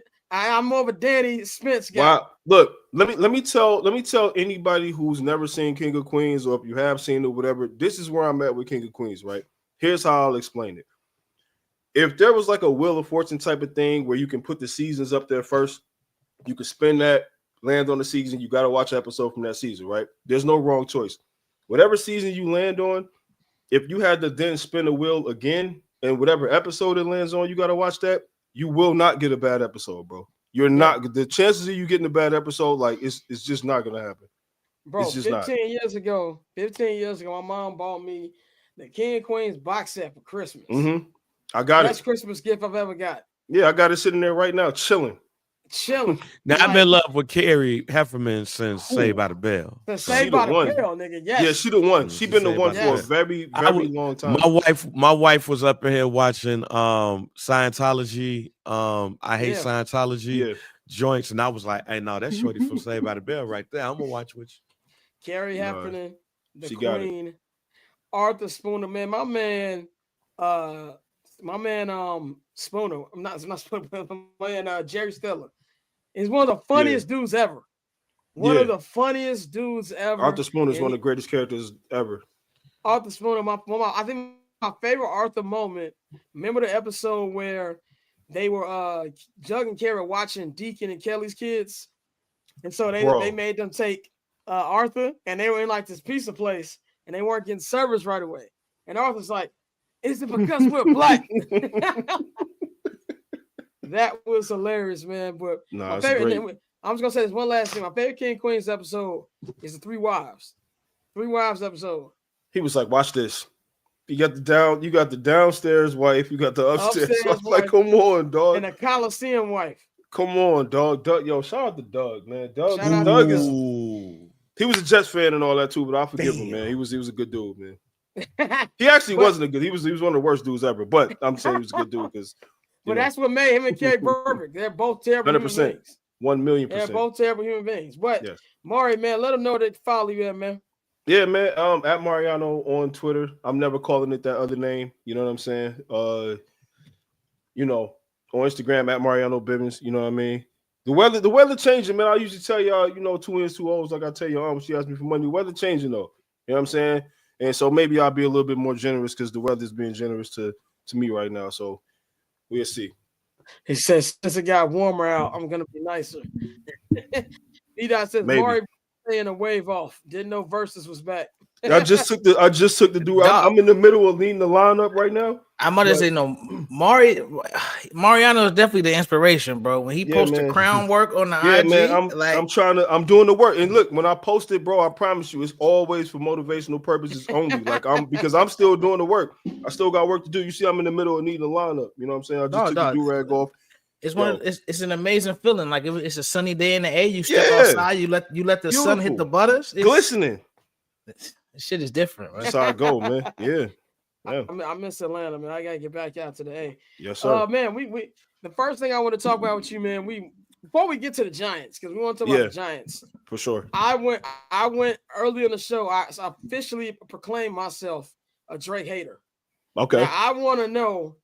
Of course, we know you're a diehard Drake fan. Shout out my boy Big Waz. Yeah. Shout out to Waz. Always break down your favorite things, but we know that you're a hip hop guy first. Always. There's been a lot of un-hip hop shit this nigga's been doing. I I want to know, what's your thoughts on Drake post beef? Forget the beef. The way he's been moving post beef. Yeah. For me, it's unforgivable as a hip hop Yeah. fan for me. Yeah. It is. And I think you used the right word. It's unforgivable because the people who should be the most mad in this situation or the most disappointed, I would say, not like mad, the most disappointed are the people who were like huge Drake fans, because I'm not saying that Drake had to be Beanie Siegel or Jadakiss. That's a tall task to ask anyone not named Beanie Siegel and Jadakiss. All right. My thing is, he just quit rapping. You didn't even give like anybody a chance. People who didn't like you, people who liked you, whatever. You didn't give people a chance to judge enough work. Like, you just quit rapping and you was like, oh, that's good enough. And I'm gonna take it a step further. I think that if you do the short-term, long-term gain type of thing, I think him winning that Meek Mill battle is one of the worst things that happened to him, because he felt like it's this easy to knock off a guy who got the respect from like the streets and the respect from the culture. I took him down. So like, now don't ever question my pen again. Don't question like my spot in this game again. And then with the Pusha T shit, we know Pusha T, we love Pusha T, but not enough people overall, you know what I'm saying, like would come out there and understand what Pusha means to us and to the culture overall to like give him the numbers in there, right? So Drake can quit rapping and nobody cares, cool. He just ran into somebody like Kendrick where it's like, no, everybody's watching now because everybody cares. And you lost and you played yourself to a level where it's like, even if you just lost the battle because we preferred his content over yours, that's different than like you quitting and saying like, yo, I'm done responding and all this kind of shit. Now you suing and you want to see the contract, you want to do this. None of that shit represents like the culture that he claims to be like the GOAT in. So if his GOAT case wasn't already done in by like the ghostwriting shit or whatever, it's definitely over with now with this, because he's been playing himself ever since. You don't even know how to take an L. Like, what's going on with you? Yeah, that's been the thing that's been the most irritating for me, because the losing the battles, whatever. A lot of niggas have lost battles. Yeah. My favorite rapper, Jay-Z, has lost the battle. And But people are still that- debate you on that today. Hey, did y'all? for sure. Speaking of this bullshit, did y'all see the bullshit Kendrick reference track to swimming pools? I ain't even click on Yeah, it. I saw it. Yeah, I clicked Wow, on it. like, come on, bro. What are I we ain't even doing? click on it. A Drake fan Yeah, just sent me this, bro. I was like, hang this shit up, bro. Like, it's Yeah. over. Stop. It's been over with for a very long time, bro. And it's because all he had to do, honestly, you go back there and you look at those, like, you know, when 50 Cent was outside and he was doing this shit for real, he just wouldn't stop rapping. It's not like he was doing the best rapping of the battle or anything like that. He just wouldn't stop. And he was like, yo, you know, Drake missed a key element of this hip-hop shit too.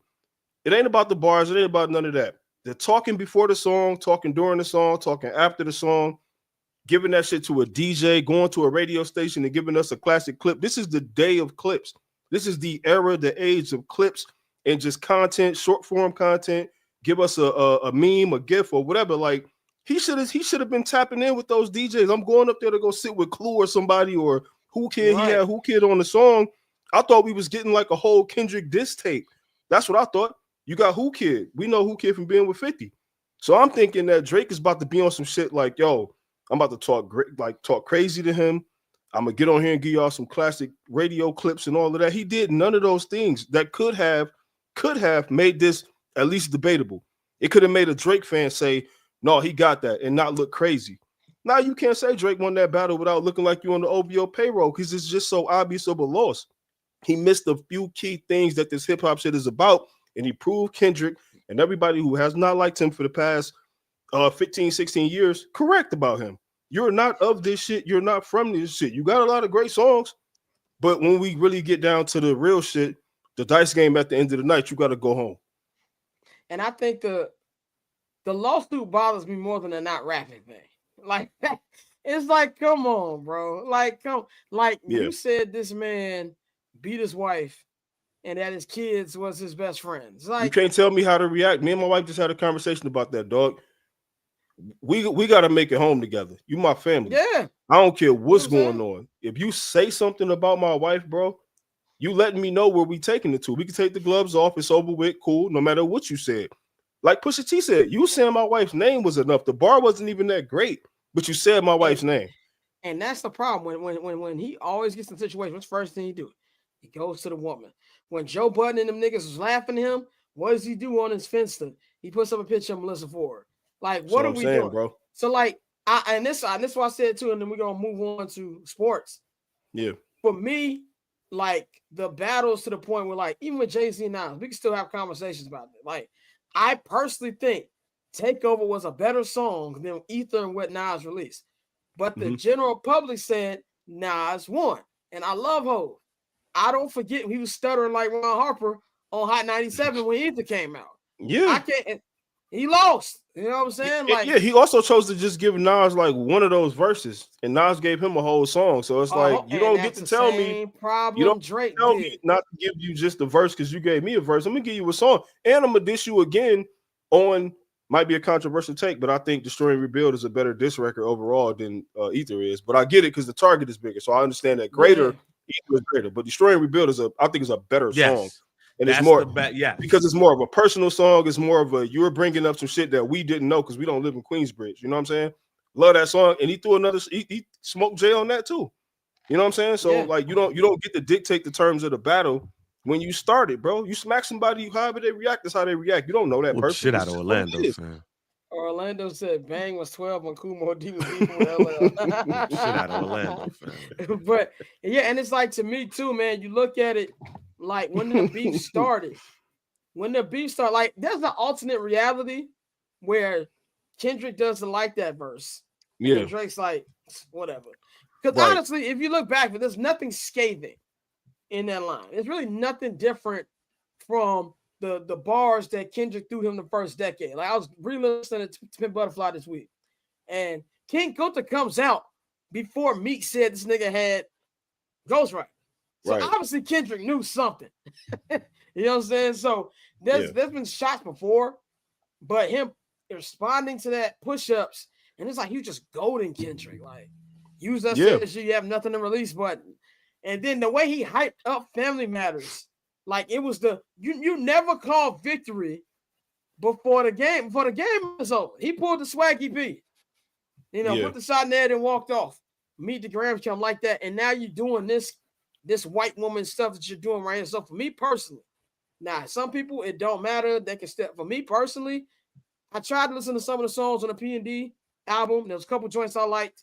I couldn't do it. I still haven't finished that album because like I listened to the intro. I was vibing with the intro a little bit. I listened to the one shit, the Give Me a Hug joint or whatever, and then that got cornied up real quick by, you know, I ain't gonna say the name, but like we know got cornied up. Yeah, you know. But you know, so it's some moments on there that I think I can appreciate, but it's like overall, you got sent back home to get your shine box and you really went and got it. Because like they told you, Pusha T told you, I like Jaded. Make more of those. Stop talking to me crazy. Kendrick told you, stop talking to me crazy. Make some shit I could dance to. And what you go do? You want to make some shit they can dance to. And it is what it is, bro. Niggas can feel however they want to feel about it. And bro, that's why I'm at with it too. Like, that's solid songs, but it don't sound the same to me, bro. I just don't. And then he's talking about he don't care about a rap battle. He care about this. And it's like, man, shut up, bro. Like, just shut up, dog. You called your lawyers. And look, don't even it's non-confrontational. Yeah, like nigga, don't even get me started on that Kerry Bradshaw IG post he put up. Like, and like, you know, saying, oh, things are gonna get uncomfortable. Like, my nigga. For who? No kid. For you? No, right, for you. Like, the fuck? No Kid is a cool song, but niggas is gassing it. And you gotta know, eats him up every night when he looks at Billboard. And the nigga, we know he looks at Billboard because he like 50 when a nigga loves numbers. And he sees Kendrick ahead of him. Luther's been number one for a month now. So to me, it's just like, I know everybody's like, oh, drop new music, nobody's gonna care anymore. I don't 100% think that's the truth. No, I don't. Man. It's different. The temperature has definitely shifted because we're looking at you like, okay, well, those songs that we used to love where you was talking all greasy and all this kind of shit, you was going at Meek Mill and Tiger and shit. You know, you beat them easily, that's cool, but against the juggernauts of this shit, you didn't even hold your own. So like, I don't care. I don't care. I'll close it like this. Styles P said, yo, you know what I'm saying? We love you up there. You're beautiful great up there. But don't come down here and try to rewrite the rules and tell us how we gonna play down here. Yeah. It's that simple. You can't do that. You know what I'm saying? Like, when niggas gave passes for reference tracks, I was like, okay, we done lost the plot. Yeah. We done lost the plot. Yeah. And so that to me is just where I'm at with Drake, man. But let's talk about your Giants because y'all actually got some good happening right now. You know what I'm saying? Let's talk about third them. pick in the NFL draft. Don't even a lot of rumors. Got Shador might be going to y'all three. You know what I'm saying? Shador top 3 rumors been picking up for last couple weeks. What do you want them to do at pick 3? And what do you expect them to do at pick 3? What I want them to have done was not win that game against the Colts for the culture that you have not had built in there since like Tom Coughlin was gone. Don't feed me that bullshit about culture. You went out there, you got to win. Okay, cool. Everybody who participated in that win, you don't get a say-so in the quarterback situation. You just don't. You won for the culture. Let's win some games off the culture shit that you talked about instead then, right? We could have had the number 1 pick flat out because the Eagles even came out there and like, you know, I thought they was going to lay down like they won. They won that game. We would have just had the first pick flat out. Wouldn't even been no debate. At number 3, if Cam Ward is going number 1 like I expect him to be, and then number 2 is Abdul Carter like we've been seeing or whatever, right? If Shador is there at number 3, you have to take Shador Sanders. You absolutely have to. Like, I don't want to hear this shit about people saying that, you know, he's arrogant and, you know, this, that, and the third. Name me a quarterback who isn't. You give me a quarterback who's not arrogant, I don't want him on my team. Like, it's just, that's the position you need to be arrogant. You need to think you're the best. You better think you're the best. Don't go out there and think you just, oh, shucks. All shucks don't get it done. I'm sorry, bro. Like, it just don't. But I want them to take Shedeur if he's available. That's what I want them to do. It's a simple choice for me. The tape is good. Everybody who watches quarterbacks and watch football and knows football, they looking at them like, what are we talking about? Like, how is this all of a sudden a weak draft now? Because some of the names that you might not like, or some of the faces you might not, that you want to see at the top aren't there. It's just a weak draft now. Like, nah. Yeah, and I think too that goes to our next topic about the man I hate more than the devil himself, Aaron Rodgers. Aaron Rodgers, we had a nice little conversation on Monday. When we were talking about where his place would be on any of these teams, and then we had the Vikings saying that they're out on him. They're gonna go in with JJ McCarthy. The possibility is that he can still be a Giant. We know he met with the Steelers today for 6 hours, but no deal came together. But they said they'll keep in touch. Do you think? I mean, why do you think? Obviously, it's a possibility. How would you react to him being on your team, and how do you think that Giants fans react to him being on the team? I'm gonna tell you what. Immediately, everything I said about Aaron Rodgers, I'm a 180, right? Because he's gonna be on my team, and I'm just a biased. I'm a fan of like it is what it is. Make no mistake about it. He is the best quarterback that's out there right now. Let's not kid ourselves. Like the best free agent quarterback. Let's please not kid ourselves. He's the best thing that's out there. So the Giants, as much as I wanted them to just like stand up and like not do this shit or whatever, like letting him, play with your time like that, he's still the best option available. And if he says just flat out, no, I'm not coming there, then you wait for him because you put yourself in this position. You played yourself out of being a respectable franchise to being this shit now. You know what I'm saying? My nigga, thank you, Maury. Thank you. I think that Giants fans wouldn't have a choice on how to feel. You just sat through 6 years of Daniel Jones. You don't get to tell anybody about like what Aaron Rodgers is going to come and do or what he's going to – because if Daniel Jones was giving you what Aaron Rodgers gave you last year, he'll still be here. So we're not going to play that game where it's like Aaron Rodgers coming here and all of a sudden they putting you burning your jerseys. If you wasn't burning your jerseys when DJ was here, I don't want to hear none of that shit because there's still some people out there right now that when he signed with the Colts, they was championing it on and cheering. Okay, well, go be Colts fans.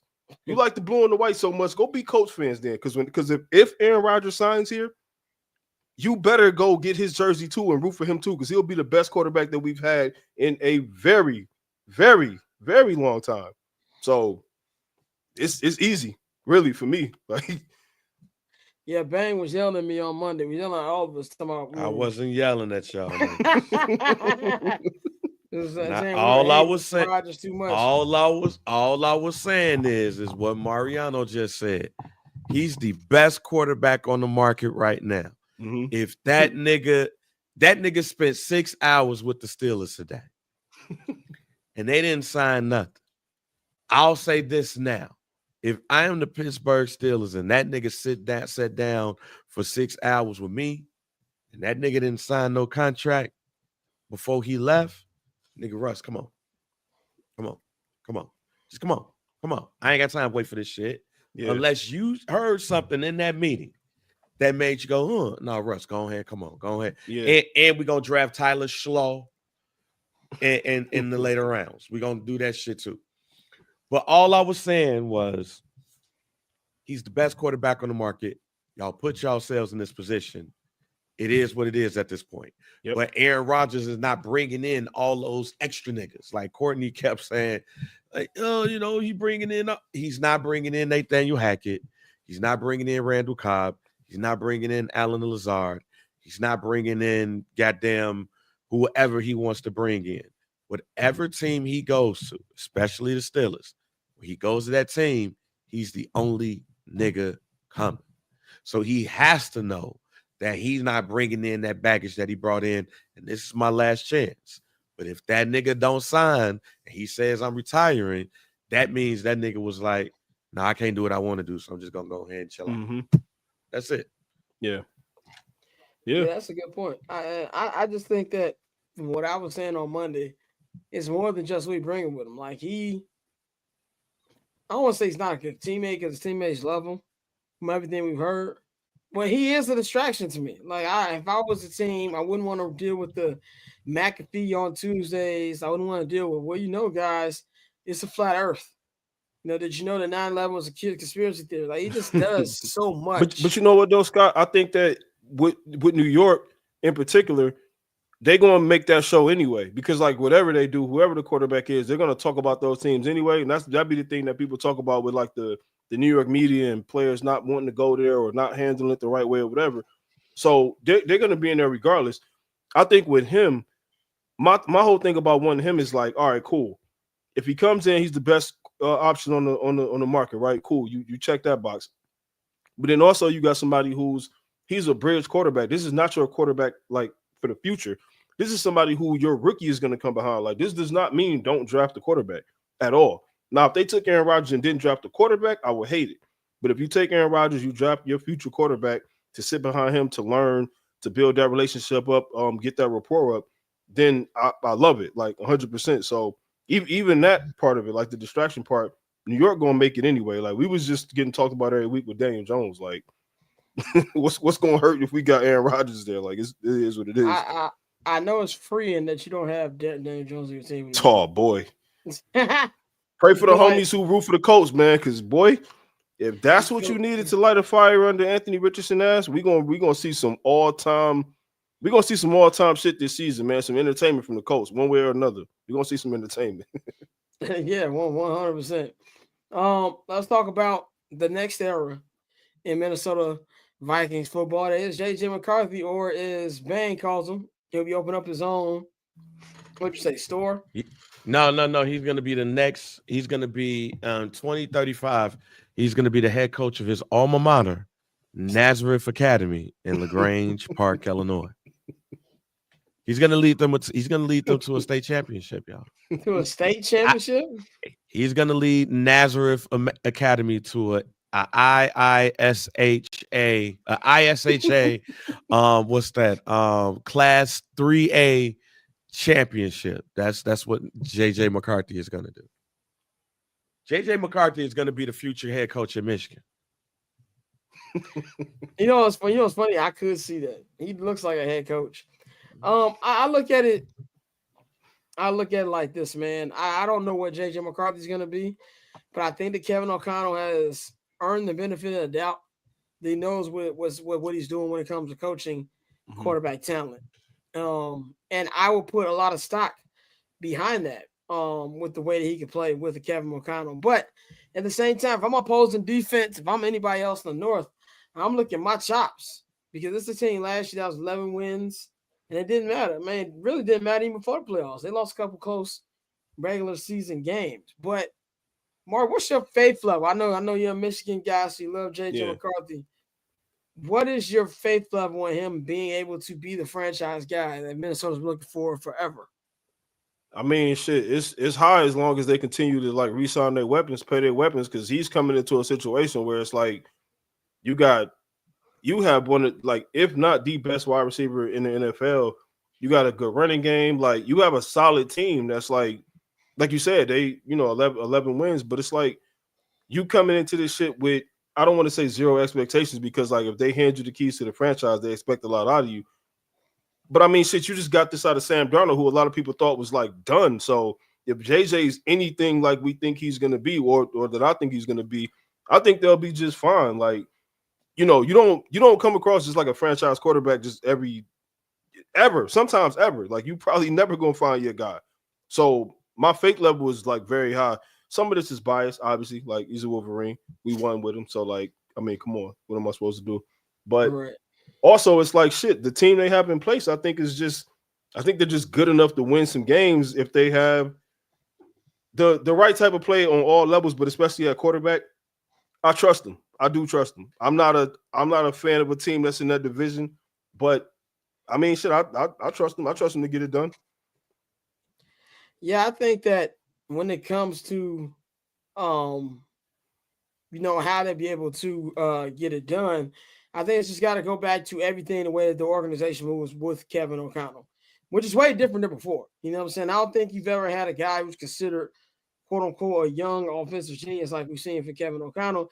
And not to say that JJ McCarthy's going to be flashy and things like that, but I do think he's going to make the right plays to keep his team in the game and not necessarily lose the game for them. And I think that'll help out tremendously. Bang, we know you don't have much faith in McCarthy's future, but what do you think what that's going to do for the Vikings for next season? I don't know because we don't know.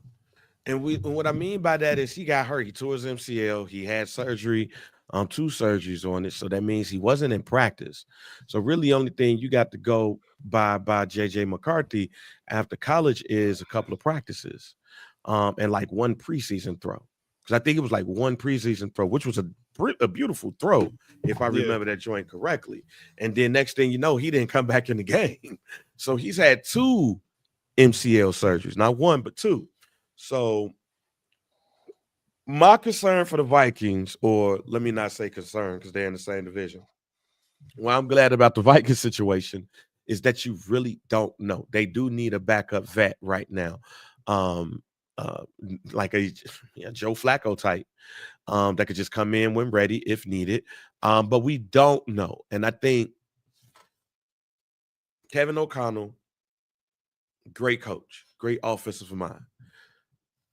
It's more about the player that they got and if he really has it. Arm-wise, talent-wise, yes, he does. But is he healthy enough? And will this season be enough? Because last year wasn't even a true redshirt season. Didn't practice. He just sat there, rehabbed, looked at the playbook. So this year is going to be his rookie season all the way around. So knowing that and knowing that he has not practiced, he's not done anything, and he's still rehabbing. Not so sure about the Vikings. And I'm happy about that. I like this uncertainty around the Vikings. I'm not so sure that the Vikings are going to be next year, maybe. We'll see. But I'm not so sure. At the same time, though, if JJ McCarthy came out this year, he would be the number 1 pick in the draft. Yeah. So, I mean, if you feel that strongly about him because of what you see in this draft, you keep him. Yeah, I definitely agree with that. Dante, what's your thoughts on JJ McCarthy taking over the reins in Minnesota, being the number 1 QB? For me, it's not really much more so about JJ than it is about Kevin. Like I trust what Kevin is doing. He's shown me that if he could take Sam Darnold and go win 14 games, this is a coach who knows what he's doing, and you just really need a quarterback who's willing to listen and run the offense that he's running. I feel the same way about Kyle Shanahan. Like a lot of times, I don't give a damn who you give Kyle Shanahan to play quarterback. Like he could take me out there, and I'm gonna give you 3,700 and 20 touchdowns. Like that's how his offense works. He's that good, and I'm starting to get that type of faith in Kevin O'Connell. And so when you have that type of brain as the head of the operation, the sky's the limit. And so with JJ, it's really about his availability, because at Michigan he wasn't asked to do certain things. I hate when people try to shit on him and say, "Oh, well, he didn't throw the ball at Michigan." It wasn't because he couldn't throw the ball. He just, if I got 2 great running backs and a dog ass O-line, I'm not gonna throw the ball. Like I'm just not gonna do it. And so that's how Harbaugh played it. But I think JJ could very well be, again, this is shaping up to be the toughest division in football for like the next. It could be like for the next decade. Like I think it's that good, and you have that much talent, which is kind of why you see the Lions trying to angle for that. Hey, let's just do the best records and then go from there, because it's gonna be some seasons, bro, where it's gonna be some seasons where you have teams with 13 wins and your ass is on the road, playing a dog ass game week 1 of the playoffs. So it's gonna be interesting. But I think my faith is more so in Kevin than JJ, but I do believe that he can be successful in Minnesota.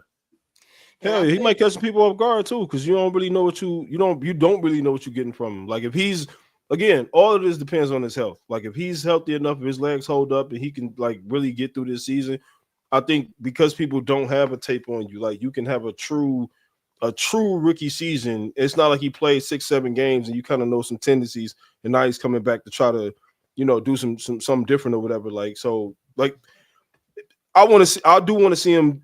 You know, I'm probably the only person up here that's gonna say this shit, but I do want to see him be successful. But I get why y'all wouldn't because like he's in your division. You're not supposed to. I want that nigga to be terrible. Yeah, as you should. I want to look at the schedule twice a year, be like, win. That's what I want to do. Because it's gonna be tough for the others. And speaking of the others, man, there's been 2 complaints. We're gonna get into these potential NFL rule changes from 2 NFC North teams. One the Green Bay Packers, the other the Detroit Lions. So my question, y'all. So these are 3 changes. The Packers want the tush push ban. I don't know. There was not a specific team that wanted this, but they're considering changing the overtime rules in the playoffs to just the overtime rules, period, in football. And then third, you got the Detroit Lions. They're proposing for division winners to not just get a home game because they're division winners and base it more off who had the better record. I want to ask y'all, which one of these you think is the most terrible and which one do you think has the highest chance of actually going through? For me, I'm going to say the one that has the highest chance of going through are the overtime rules. I think that's going to happen. The playoff season is very weak to me. The one thing that makes the NFL great, one thing that makes the MLB great is these the divisions. This is not like the NBA. Nobody cares who wins the division in the NBA. I almost don't know what teams are in separate divisions in the NBA. But with the NFL, that's what made it great. And if you win your division, you should have a top 4 seed. I don't care what nobody says. Everybody's like, well, they have a better record. They should have played better and stayed more, in pace with the team that's really dominating. So this is just, to me, the Lions trying to get ahead of the curve before everything else comes together. And so, when they have to pay tougher teams this year with the Bears, it's going to be tougher. The Vikings, if they're good, and of course, Green Bay is always around. They don't want to be, not have playoff seeding with a game at Ford Field because of how great the actual, the records are. So I'm going to go around, go to Maury, Bang, and then Dante. Maury, which one of these 3 do you think is you hate, and which one do you think has the highest chance of actually passing? I think the overtime rule easily is the one that's going to pass. Like that's going to be. It makes sense, right? The one that I give pushback on, which might surprise y'all, is the tush push thing. The reason why I'm saying that is because they've already won with it. Like you should have, if you was gonna push for this shit to stop, like really push for this shit to stop, it should have been like before. They already won. We're gonna stop it now. Like they don't. If they never have to use it again, they'll probably be okay, bro. Like what's the? Like I don't know. I just don't know. Like the issue with just that play, because if that play was just that easy, everybody would just be doing it. Everybody would be successful with it. They're doing this shit. It's working for them. It is what it is, bro. Come up with your own shit. Like come up with something else that somebody else can't stop, or somebody else feel like is an unfair advantage or whatever, because you only feel like that because it's working. If it wasn't working and every single time they did it, they failed and people was just getting hurt every time and there was nothing good coming from it, then okay, I can understand that. But like they won with this shit. So like what are we doing? You know what I'm saying? Man, the OT rules, yeah, change that. I'm with that. I agree with that. Let's get that done. Both of those other 2 shits is whole shit though, especially tush push, because the thing about the tush push is something that everybody can do. It's not like you might not be successful, but that's because of the people you got. That's because of what you have, and you need certain things for certain things to be successful. If you don't have that, that don't mean that we can't have it, so you can't have it. No, that's whole shit. To the highest degree. And being that the Green Bay Packers are the team that put it out there, I am excited to call them some whole ass niggas. At the end of the day, I'm excited to always talk shit about the Green Bay Packers. But the OTs could change. The tush push is some whole shit. And the playoff seeding is also some whole shit, because the NFL is built around divisions. You take that away, then you lose a lot of luster when it comes to division rivalries and all of that stuff. No, leave that shit alone. Leave the tush push alone. Leave the seeding alone. But that OT shit, no, go ahead and bring that out. No, I agree with everybody. I think the OT rules are the ones that actually makes the most sense. And my thing about a lot of rule changes is it has to make sense. I do think the tush push is a garbage ass play, but at the same time, it's not a play that everybody is using and abusing. So I don't think we've gotten to a point yet where it's like, all right, we need to ban this play. If it was a situation where it was an automatic first down or automatic touchdown for anybody who ever used it, no. And we've also seen different variations of it. We've seen it was Philly. Was it Philly who when the tight end comes down in motion and he grabs the ball? We've seen the Bears do it. I know with Cole. Yeah, that's the not the Philly shuffle. But that little toss that they be doing with it's plays. No. I'm not talking about that one. I'm talking about the one where the tight end comes down like he's in motion, but then he stops and just gets under center and takes the ball. Oh, okay, yeah. So I mean, it's different variations. So I mean, I think that's a play that you just have to get creative as a defense and try to buckle down. And I mean, it's tough to stop anybody from getting a yard. Like you got to think if you were to ban that play, Jalen Hurts still squats like 650, bro. He can do a traditional QB sneak and get a yard. It's not going to be tough for him, despite what people think. So it's one of those things where to sit here and blame that specific play, that's silly. That's just something like, it's not like Madden where you get the glitch play where they just keep running toss and you can't stop that shit. Like, nah, bro, this play can be stopped. It's just that this team has kind of perfected it. So that would be the one thing that I don't have a problem with it at all, bro. The playoff seeding, I see the vision with that because, I think teams get frustrated in the years where we've had like Seattle before we had 17 games. Remember the year Seattle went, I think 7-9 and won their division. And then they got a home playoff game and people were like, yo, this is some bullshit. Like, I think that's kind of for those situations more so than, oh, I see this team over here that's going to be good for the next few years. Let me stop. Because let's be clear. Detroit played Washington, and Washington could very much win the the NFC East. So it's a situation where it's not like they're making this rule for a specific team. So I understand that one. I still don't think that passes, but I think the OT rules is the easiest one where it's like, yeah, bro, we can just let's make this as uniform as possible. And I didn't like the original OT change. I'm old school. Play defense, nigga. Play defense. Like when the Bills cried for that, they lost to Kansas City a couple years ago. I hated it.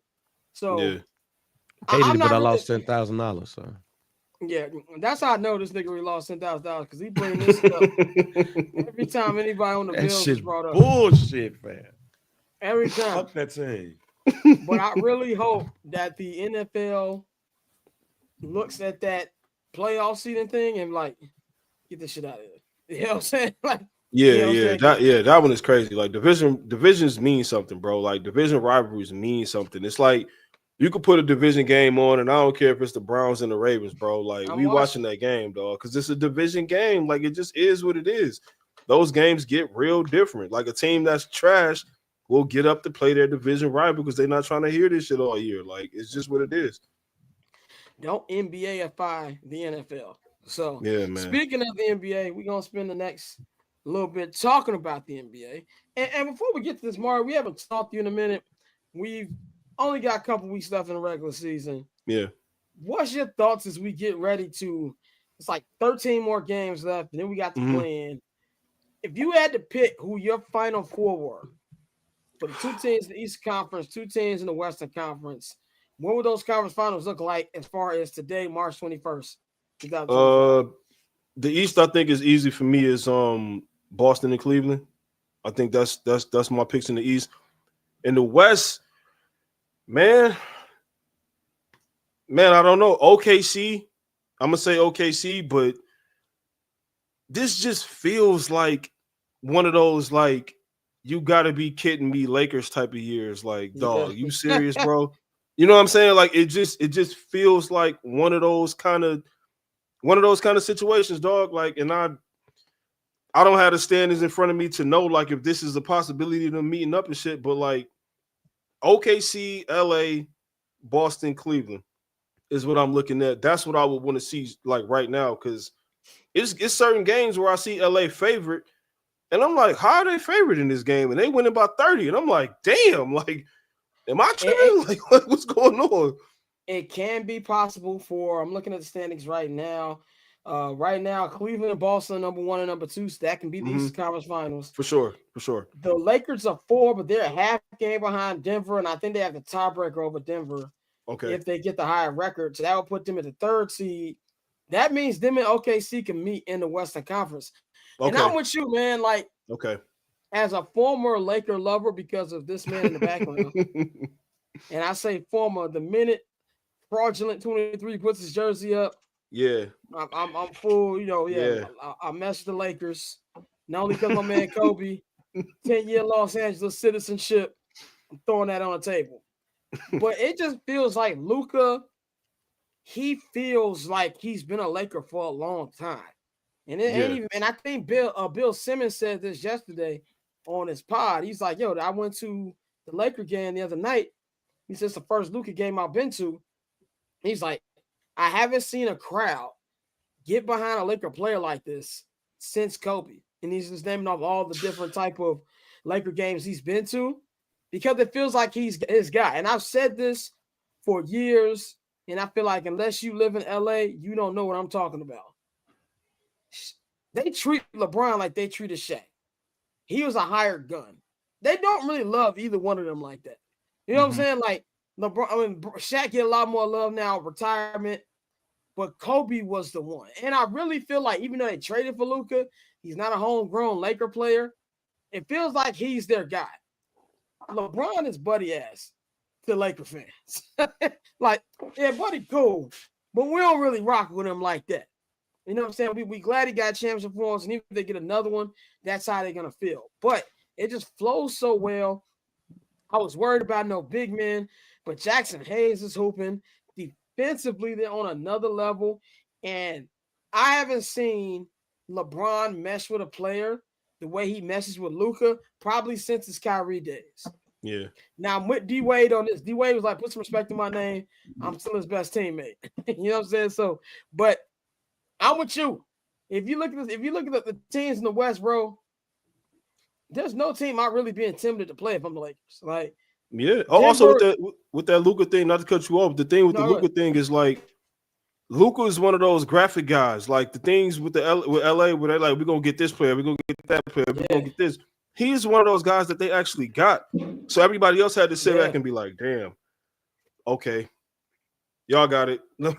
I guess we gotta chill then because anything is possible. Like they hear us in those front offices, they see the jokes and they like, oh, we can't get him. Let me show you real quick what we can do. I will never laugh at a Laker fan for any of their photoshops from here on out. So I'm with you on that, man. Like even with Denver, like Denver's great, and I think Jokic is at a point in his career that LeBron was early in his career where it don't matter what the rest of the roster looks like. He can win a series on his own. But there's any time for LA to beat Denver is right now. So even though I think OKC is the best team, if I'm Lakers, I wouldn't be scared of them niggas. Like, I'm LeBron James. I got 4 NBA championships. And I feel the same way about Golden State as well. But I still think at healthy, nobody's beating Boston. But I think this is going to be a fun playoffs, man. I think it's going to be a fun playoffs. But moving on, man, we talking about the Warriors a second ago. Draymond Green, your fellow Michigan brother. You know, he went to state. Whoa. Even though he went to state. I mean, okay, cool. Yeah, because we got to make that distinction now. Yeah, make that clear. I tell everybody I know, man, listen, back home in Michigan, I don't care what team you root for. I don't care what sport you love. Tom Izzo is him. It's unquestioned. There's no way around that.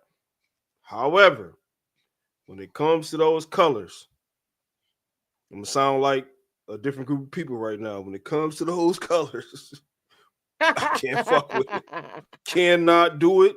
I done seen some of the hardest Air Force Ones in my life that's been those colors. And I was like, you got to get out my cart. I can't do it. I cannot do it. I promise I can't. But yeah. But y'all are from the same state. For sure. I was watching Dan. I think we got the same birthday too, which is weird. That's crazy. That's crazy. You ever look up like what celebrities you share a birthday with? Like, I think it's him, bro. Yeah. I share birthday with 3 celebrities: CM Punk, Schoolboy Q, and Hillary Clinton. Oh All boy. 3 are That's October crazy. 26th. I got Bang, you on mute. Bernie Mac. Bang, you on mute. I got Bernie Mac and Grant Hill. Oh, Damn. okay. They said Biggie. Barney sound like Ronald Reagan. Biggie, Mr. T, Ron Isley, and Chris Benoit. I'm looking you right say- Could now. have kept that last Don't one, you- brother. Yeah, you could. Don't you share birthday with the illustrious Pappy? No, Pappy's the next day. That's right. Pappy's the next day. That's right. That's right. Yeah. Yeah, that was like CM Punk, Schoolboy Q, and Hillary Clinton is very random. Very, very random. But that's what it is. But the question I was gonna ask, man, is I feel like Draymond. I was watching Dan Le Batard this week.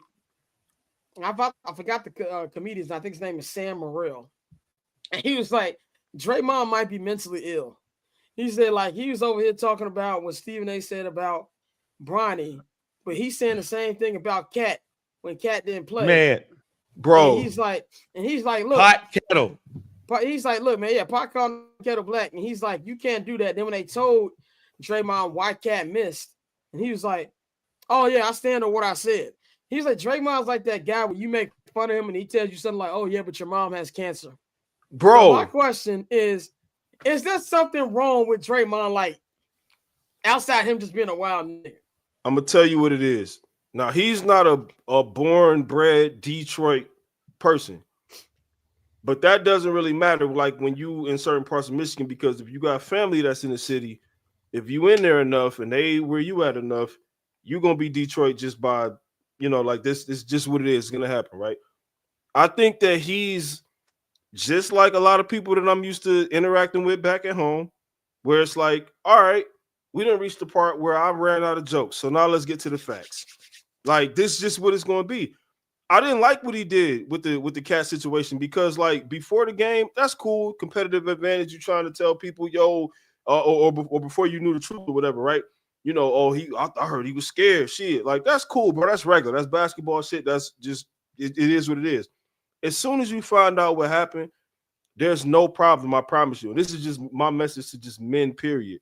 If you find out that the information you operated on was wrong, it's okay to just apologize and move on, bro. You don't have to keep telling us, oh, well, yeah, what I said still stand because I was moving off the wrong thing. Like, no, you just sound dumber as it goes on. You just sound dumber.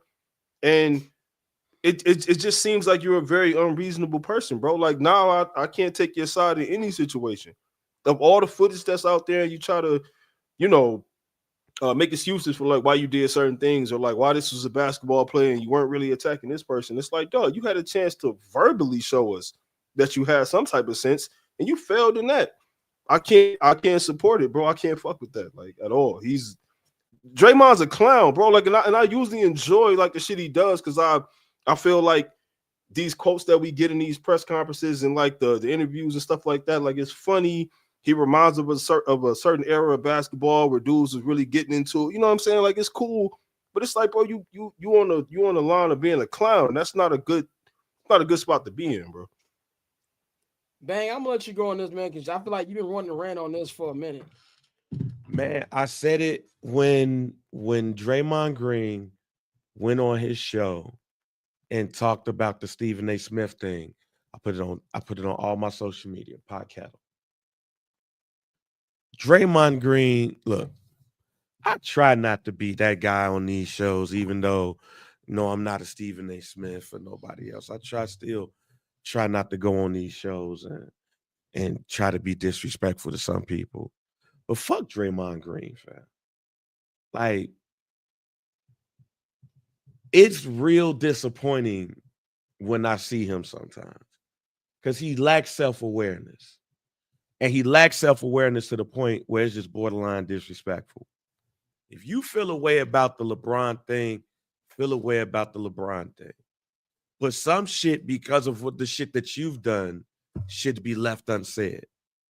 It is like a man seeing somebody cheat on their mate on TV and being like, man, that's fucked up. nigga, what the fuck was you doing? That's like a crackhead seeing another crackhead and Hey, being you like, put yo, that's drugs fucked down. up. You put that shit down. It's fucked up. Wow. Like Draymond Green lacks self-awareness. And I think he does it on purpose. Like, that's the other thing, too. I don't think he's crazy. I think he's sly like a fox. He does this shit on purpose for impressions and listen to my podcast. But the other thing is with the Draymond Green thing, Draymond Green is also, to me, one of those dudes that's like, man, buddy ass lame as hell. I ain't even gonna worry about dude. He might do some shit out of pocket that might make you go, oh, like when he stole off of Jordan Poole. But then at the end of the day, you stole off Jordan Poole. If you hate Cat that much, still off Cat in the game. Do Cat like they said Tristan Thompson did your ass. Like, do that shit. For all that shit. Oh, he did him like that.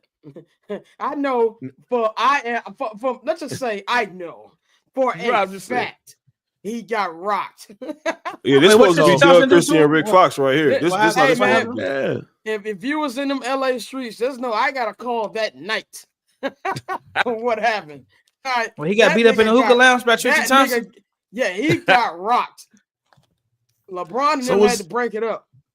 So yeah, it's like, dude, if you not gonna do the Cat like you did to Jordan Poole, man, shut the fuck up.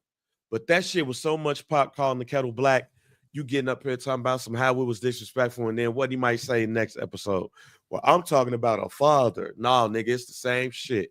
It's in the same goddamn bucket.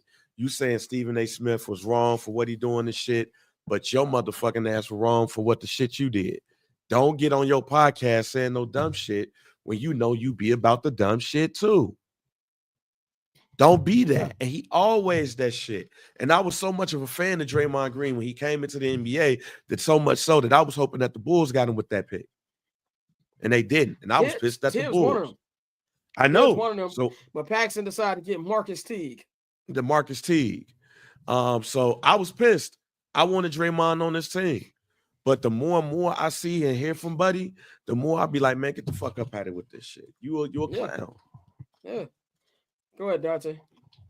Yeah, I mean, this is one of the dangerous sides of the whole new media thing. And I know it's tough for us to kind of co-sign that as fellow independents. But when you have these athletes who are just given these platforms and they feel like, they're entitled to say whatever the fuck they want to say, you get moments like this, for as much as Draymond does media, he's still not quote unquote media trained. So when he goes and says, I'm standing on what I said, and it's like, no, bro, this is the perfect time for you to retract what you said, because that man was going through something serious and you being a goofy out here. But I mean, that's Draymond. Yeah, that's who he's always been. He picks his spots wisely. And like with guys like that, a lot of times it comes off as, oh, he's just your typical everyday alpha male. It's like, no, bro, that alpha male bullshit y'all be talking about. A lot of niggas just be loud and wrong, bro. Like we got to stop the bullshit, because that's just not reality. And Draymond is a prime example of that. Like this was the moment where you were clearly wrong. People told you were wrong, and you doubled down on it. So it's like this shit is silly. And these, a lot of people are saying like, he's slowly but surely like he's gonna have to stay independent, because he's not like a Charles or a Shaq where, you can joke around and keep it going. He takes it personal. So if he doesn't change that, he may shoot himself in the foot before he really gets a chance to launch his, post-career, his post-basketball career. So it's clown shit. I'm disappointed, but I ain't surprised. The niggas from Saginaw at the end of the day. And, that's just what they do. Yeah, see, and that's the thing too. Like, no, that's real shit. That's what I'm saying. Like, you're not from this, but you know enough people that's from this to where, you know what I'm saying. But again, like with like Dante saying, like usually a lot of people who are like, hang their hat on like not having a filter or whatever. It's like they're some of the most insecure people, and they don't know how to like filter this shit out, because like they're just trying to say the worst thing they can say to you before you can say it to them, and like they just think that if they just lean on being loud and wrong, the louder they get, and even if they're wrong, even more wrong, you just gonna bow out at some point. So they look like they won the battle or they won the fight or whatever. And it's like with Draymond, bro, you got a lot of people that's willing to spare you and give you grace and take the high road, but you don't see it that way. You think that you're suckering all these people out, and it's like, yo, like they scared of me. No, bro, these are people who have learned how to deal with their emotions, and they know how to, like, you know what? I'm not gonna give him the moment that he want right now. It's cool. So you get to go back to where you go, where you come from, or whatever you're doing, and call these people soft. Now, if somebody crashes out, knock you out on national TV, we're gonna call that person stupid. What Jay-Z said, you know what I'm saying? If I shoot you, I'm brainless. You know what I'm saying? Like, there's going to be somebody that's going to feel like that, that's reading social media comments, that feels the way that we feel, and say, you know what? I'm going to be the one to take one for the team. I'm going to knock him out. I don't care what happened after this. It is what it is. And then when it happens, we're going to call that person stupid, and we're going to say violence has no place in the sport. When we watching Draymond do all this clown and this sucker shit, like, come on, dog. Buddy from Detroit. Yeah, exactly. Isaiah Stewart. Exactly. And here's the thing, too, man. Two things that bother me, and then we'll move on. Like, I think what you said, Mario, like, he be doubling down and things like that, but he be the first nigga to get mad when Chuck and Shaq do that. First niggas get mad when Chuck and Shaq, they old heads and da-da-da-da-da-da. And nobody, and I think kind of like what B-Dot said in the chat, Draymond move like ain't nobody going to check him. No, somebody check that boy. He ain't going to be saying what he's saying. And then even with the podcast, man, he got BD on there to make it look more respectable. And BD, my man, like, shout out to BD. Shout out to BD, yeah. Shout out to BD. I can actually say this. I've made money with Baron Davis. Me too. And not only have I made money with Baron Davis, I met Baron Davis in real life, and he's a real nigga. He's a real person. He's a real guy, and he's somebody that's there for something. So shout out to BD always. BD always looks out for independent creatives. A lot of fun fact. The I'm Not Gonna Hold You trailer for the first ever season was shot at BD Studio. A lot of people don't know that. The entire show was actually going to be shot up at BD Studio, but some things happened, but shout out to BD, real nigga. But it's like he put BD on there like, oh, try to make it more respectable so niggas don't shoot at me all the time. Yeah. And that's the issue I got, man. When we said Draymond, an angsty anime nigga, another life. He just happened to be 6'9" in this one. Yeah, that's a good point. Now, moving on to other Michigan stuff, but particularly your hometown, Maury, the Detroit Pistons, man. The Pistons. Yes. Looking great out here. Kate Cunningham, Jalen Duren, you got JB Bickerstaff and putting together a good team. Malik Beasley is leading the NBA in 3-point percentage. Right now, they're the 39-31, but they're only a half game out of the fifth seed behind Milwaukee, and only a game and a half behind Indiana for home court, which would be crazy for them, man. I just love watching this team play. And for somebody who, I'm not gonna lie, I'm a casual NBA watcher, but when Shaq was on there talking about he don't know. Oh, nobody watched Detroit Pistons. Like, no, nigga, a lot of niggas watch Pistons. He said he liked the job that Chauncey is doing in Detroit. That Chauncey Billups. Like, that's number one. It's dumb, bro. Yeah. And then Shaq did what Draymond did. Oh, nobody watched Pistons when Candace called him out. Come on now. Like, come on, cut it out. But I think that if I'm a team, like, say, the New York Knicks, I wouldn't want to see these niggas in the first round. Hell, you better not. No. I don't want to, like, the Knicks right now, and I love Tibbs. I got a love-hate relationship with Tibbs. Outside of Phil Jackson, he's my favorite Bulls coach. Obviously, we ain't got that many to pick from. But I've been telling Knicks fans for years, eventually it's going to all crumble because of how Tibbs hoops. Now, I'm not going to blame Jalen Brunson's injury on Tibbs, but you see you see Mikal Bridges and Josh Hart arguing with Tibbs about minutes. And now they're just not playing good. They got steamrolled by Shaw last night. LaMelo had a great game. They lost 6 of their last 9. I don't expect much from this team. I think they'll make it to the second round and lose, but if they play Detroit in the first round, I'm not saying I picked Detroit. That won't be good. I'll probably still pick the Knicks. Yeah, it won't be good. You don't want to face them. You don't want to see Cade Cunningham. Not right now. You don't want them kids coming into MSG, stealing one, and you go to a crowd that's not had playoff basketball since the Obama administration. Yeah, no, facts. Yeah, and you know, city. You look at the Lions, like the success that the Lions had. That city is going like all the way up. Like that's my hometown. I love Detroit, dog. Like, you know, just because I'm not a fan of the teams, like I'm always happy when those teams are doing good because it's good for the city. It shines a new light on the city. It reflects well on the city. Cade Cunningham, I think, is the star that Detroit deserves because he embodies what the city represents. He stay down till you come up. We ain't gonna fake it till we make it. We're gonna let you know, hey, this is what it is right now. We on the come up. Yeah, we losing this shit, but look at me. And now this year, those great performances are actually translating into wins and success. He's hitting game winners. He's leading that team. You can see that he's somebody who's worth building around.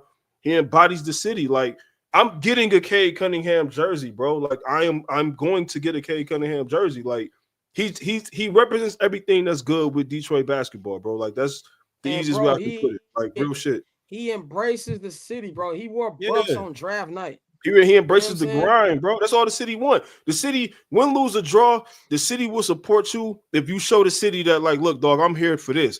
Whether I win or lose, it is what it is. Because there's somebody in every hood in Detroit, and I'm pretty sure everywhere, but like every hood in Detroit, it's somebody that's going out there trying, bro. They doing their best, they doing this, and we can respect that. Whatever the results are, we can live with that. But if you ain't trying and we look like, you look like you out there playing around, it's different. But Cade is really like that, bro. Not only is he talented, but he got the right mindset. So I think it's finally starting to translate into wins for them, and that shit is great to watch. It's fun to watch, and I always call Detroit my third home.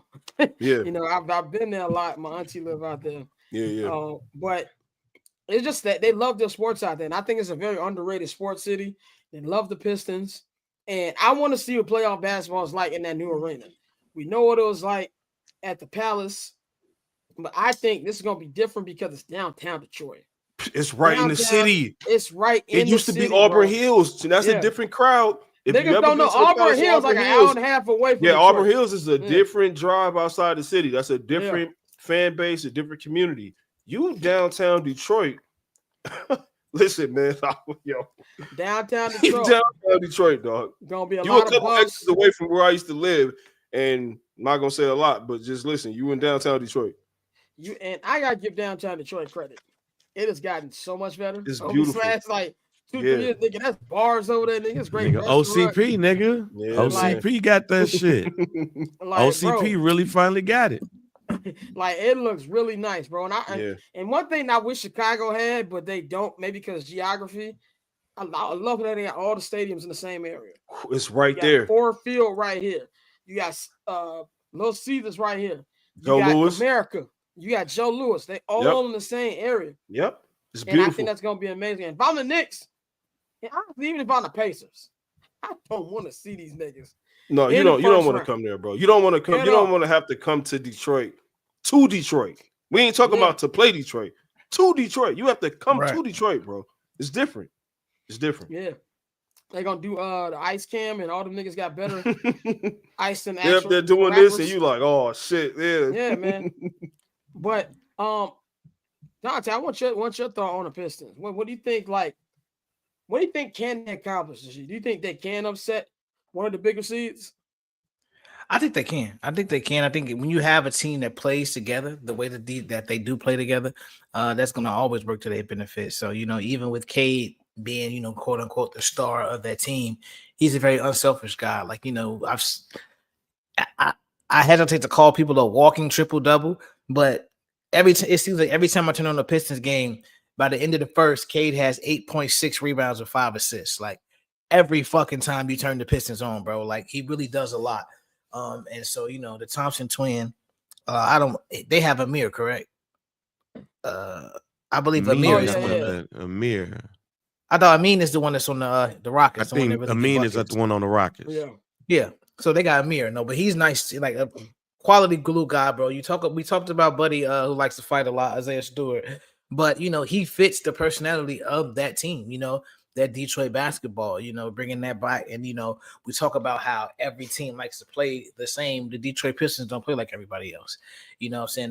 They have their games where they're going to sit there and grind you down. They're not going to sit there and jack up, shoot 40, 53s. That's not the game they play. It can get real old school at times up there. So I think that's a team that can really take one of those high octane teams. And if you can get them to play your style of basketball, they're going to be in for a tough night. So I think this is a team that could definitely knock some people off in the first round. I'm not gonna say deep, Eastern Conference Finals run, but they're gonna be very entertaining and they're gonna make it tough for whoever they have to play. Yeah, I just think that Boston and Cleveland on another planet. So yeah, I don't see them in the East Conference Finals, but any of mid-tier teams, man, I wouldn't want to see them niggas. Bang, anything on the Pistons before we move on to our final two? I know I said that nobody gives a damn about the Detroit Lions, but the Detroit Lions. But I've also said that I'm a low-key Pistons fan. Even during the Bulls run, I was a low-key Pistons fan. I think that the Pistons is the heart and soul of Detroit. Is that because Isaiah Lord Thomas? That's part of the reason. Okay. And Mark Aguirre. Can't forget Chicago legend. Hey, man. Hey, that's part of the reason. But no, man, it's like when LA, Boston, Detroit, and Chicago are all winning, the league is better for it. And this is one of those situations. I think that the league is better when a team like Detroit is winning. And I just wish that like people like Cade Cunningham will celebrate it more. Right? I think it's coming, but it'd be great to see him on national TV a lot more. But that goes into the way I feel about the NBA anyway when it comes to their TV. And Mark Aguirre had one of my favorite documentary quotes ever in the Bad Boys documentary when they were talking about the trade with Adrian Dantley. And that nigga said, player to player, no competition. That nigga was dead serious. But just speaking on the Bucks, and I'm just gonna say this and we'll move on to our last topic. I think these niggas on the verge of rebuild. Now let me explain why I say that. Man. You being nice too. This is gonna implode. And very bad. Like I've been trying to shoot the Bucks a lot of bail because of Giannis and because of Dame. And we talked about this on summer sessions. I don't believe my boy Dame is going to be remembered fondly, unfortunately. I think we're going to look at Dame like Adrian Dantley, bro. Dame has legit had one of the worst post-divorce careers I've seen in my fucking life, boy. Like that man, go get your wife back, Dame. Go get your wife back, bro. Yeah. His shit has been in shambles since he got divorced. Literally and figuratively. Yes, Dante. Yes. 100%, nigga. One man, goddamn, boy. Hey. Ever since he started messing with Glorilla, my nigga, it's been a problem. You know what I'm saying? Like, hey, hold on. Let's not blame this. No. Oh no. I will not stand for the slander of this Memphis queen. Scott, don't do it. We will not put this on the nah, I love Big Glow. We ain't doing it. I'm gonna tell you what it is. I'm gonna tell you what it is with Dame, bro. He left Portland, right? The same thing that we talking about, like Paul George should have stayed in Indiana. Could have been the greatest pacer ever, boy. It could have been no debate about it, whatever. He left Portland. We understood because we wanted Dame to leave Portland maybe 5 years prior to when he left, right? We've been wanting him to leave. Go do something else. Run from that grind you keep accusing everybody else of running from. It's okay, Dame. He just left too late. He left too late, bro. Like, if you're going to leave the marriage, and I mean with your wife and with Portland, if you're going to leave the marriage, leave when they ain't leaving you on red, bro. Leave when they respond in 22 seconds. You know what I'm saying? Don't leave when it's over with, dog. When your knees is bad. You remember when Gina left out and Martin did the dancing? The knees, it's over with, dog. Like it's over with, bro. Like here's my theory on that, bro. Yeah, you put it right in the comments. He thought he was going to South Beach. Yeah, he thought that's was what he wanted. Out here doing his thing, and they sent that nigga to Siberia. Like, bro, you thought it was. Oh, you thought you ran from the grind. You thought you ran from the grind. You ran to a different grind. Like he ran to a city where GDs moved to get their life together. You ran from a job. I'm gonna tell you what he did. He ran from a job that has 12-hour shifts to a job that has 11-hour shifts with no lunch break though. With no lunch break. So you're still getting smoked. You still doing the same amount of it's still up for you. They didn't get you because it was gonna be a cakewalk. They got you because you're Dame and they want you to do Dame things. It's just over with for you. And hear me. I'm gonna close it with this. We're gonna go to our last topic. We're gonna wrap this up. Milwaukee Bucks, look me in the eye when I say this. Hear me and hear me clearly. that Shams alert, like around NBA draft time, where it says Milwaukee Bucks superstar Giannis Antetokounmpo is requested to trade, is gonna feel like when the second tower went down. So I hope you're ready, because it is coming. I'm telling you, when these niggas lose in the first round to Indiana again, or the Pistons, y'all think Giannis is the cool foreigner now? He gonna like, get me out of here. It's over with. It's over with, bro. And if you're the Bulls, and I know I'm asked for something that's probably not gonna happen. Trade Don't you everybody. fucking dare. Don't you dare. Don't you dare. Hey, Except trying to kill my Chicago White Sox optimism. Don't you dare. It's the same owner. Buzelis untouchable. Don't do it. I don't care what happened. Hey, I don't care if they be trying to get Jokic. Buzelis at least the Bulls ain't set the record for the most losses in NBA history. Let me cook. Trade everybody but Buzelis. There we go. That's all I'm saying. I can get with that. You know what I'm saying? But that nigga is out of there. But last topic, man. And I really want really everybody feeling this, but I want to go to Maury first, man. As a father, we know the Bronny James, LeBron thing that with Stephen A. We ain't got to get too much into that again. But I thought it was really interesting. There was an article that came out in the Athletic 2 days ago where Bronny had a piece. And I read it, and it was really interesting because it kind of reminded me that he's still a kid. Yeah. And then when he agreed, I think it was Joe Vardon did the interview. And he said he was going to do it at first. Then he wanted to see who exactly he was going to be talking to. Now, this person covered him when he was at Sierra Canyon and things like that. And he didn't know his name, but when he saw him, he lit up. And he was just like, look, people think that I'm like a robot. He said, I got feelings too, which is what I wanted to hear from him. And so you read that article and you get his side of everything that's been going on, the work that he's been putting in, and then you see how he played last night in the game. Even though, nobody played, Bron didn't play, Luka didn't play, Rui, everybody, Austin Reeves, nobody played. But he played starting minutes. He played 30 minutes, 17 points, like 6 assists, 5 rebounds. I thought he looked solid. Now, my question to you is, forget LeBron in this equation. Right. How do you feel about Bronny, how everything's been coming to him, and the performance he had last night, and what his future can be in the NBA, even when LeBron retires? Because to me, that's the question. I really hope the Lakers don't discard him when LeBron decides to call quits. Yeah, I feel the same way. I think that with Bronny, like, you're in I don't want to say a tough situation, because it's like that's probably the wrong word to use. He probably agreed that like his situation isn't tough. I think that it's uncharted territories in the sense that like your dad is like considered the GOAT. He's currently playing at a level that we've never seen any other player sustain for this long. And now you're in the fold, and now people are talking about you. And it's disingenuous when people are like, he's an NBA player. He's an NBA player. I can name a list of NBA players that y'all don't talk about ever. When the last time y'all had a segment on insert these 19 or 20 or 50 or 70 players that y'all don't talk about, right? And we understand, like, yeah, he's an NBA player, but y'all can't keep relying on that shit and just saying, like, yeah, he's an NBA player, we're going to talk about him. Talk about somebody else. I think that Bronny's been handling this perfectly, because we ain't seen him crash out on social media. We ain't seen him doing nothing crazy. You know what I'm saying? And he is a grown man, like we talk about all the time. So he's his own man. LeBron can only tell him so many things to where he can just go off on his own and say, yo, I'm going to tweet what I want. I'm going to say what I want. I'm a grown man. Go where I want. It is what it is. Yeah, I'm going to go where I want. I'm going to do whatever. I think that he's honoring LeBron's legacy in the best way that he can. And it's by keeping his head down and doing the work and being like, you know what, I ain't going to say too much in the media. And he grew up fully in the social media era where everything was social media. Everything is post to this platform, react to this, do this.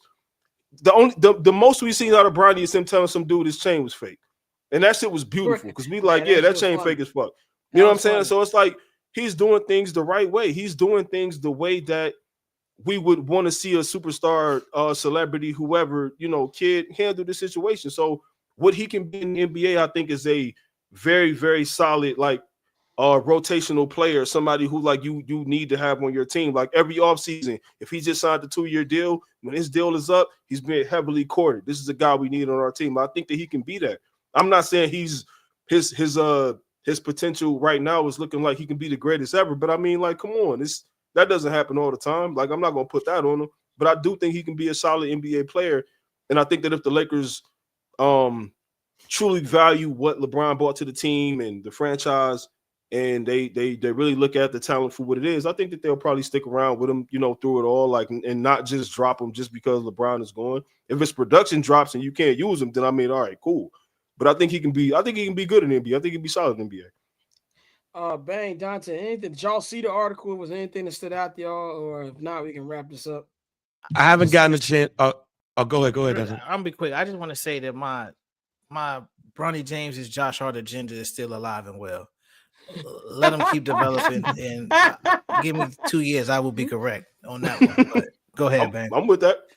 Look, man. Look, Tony Dell scored 50 points. I'm not about to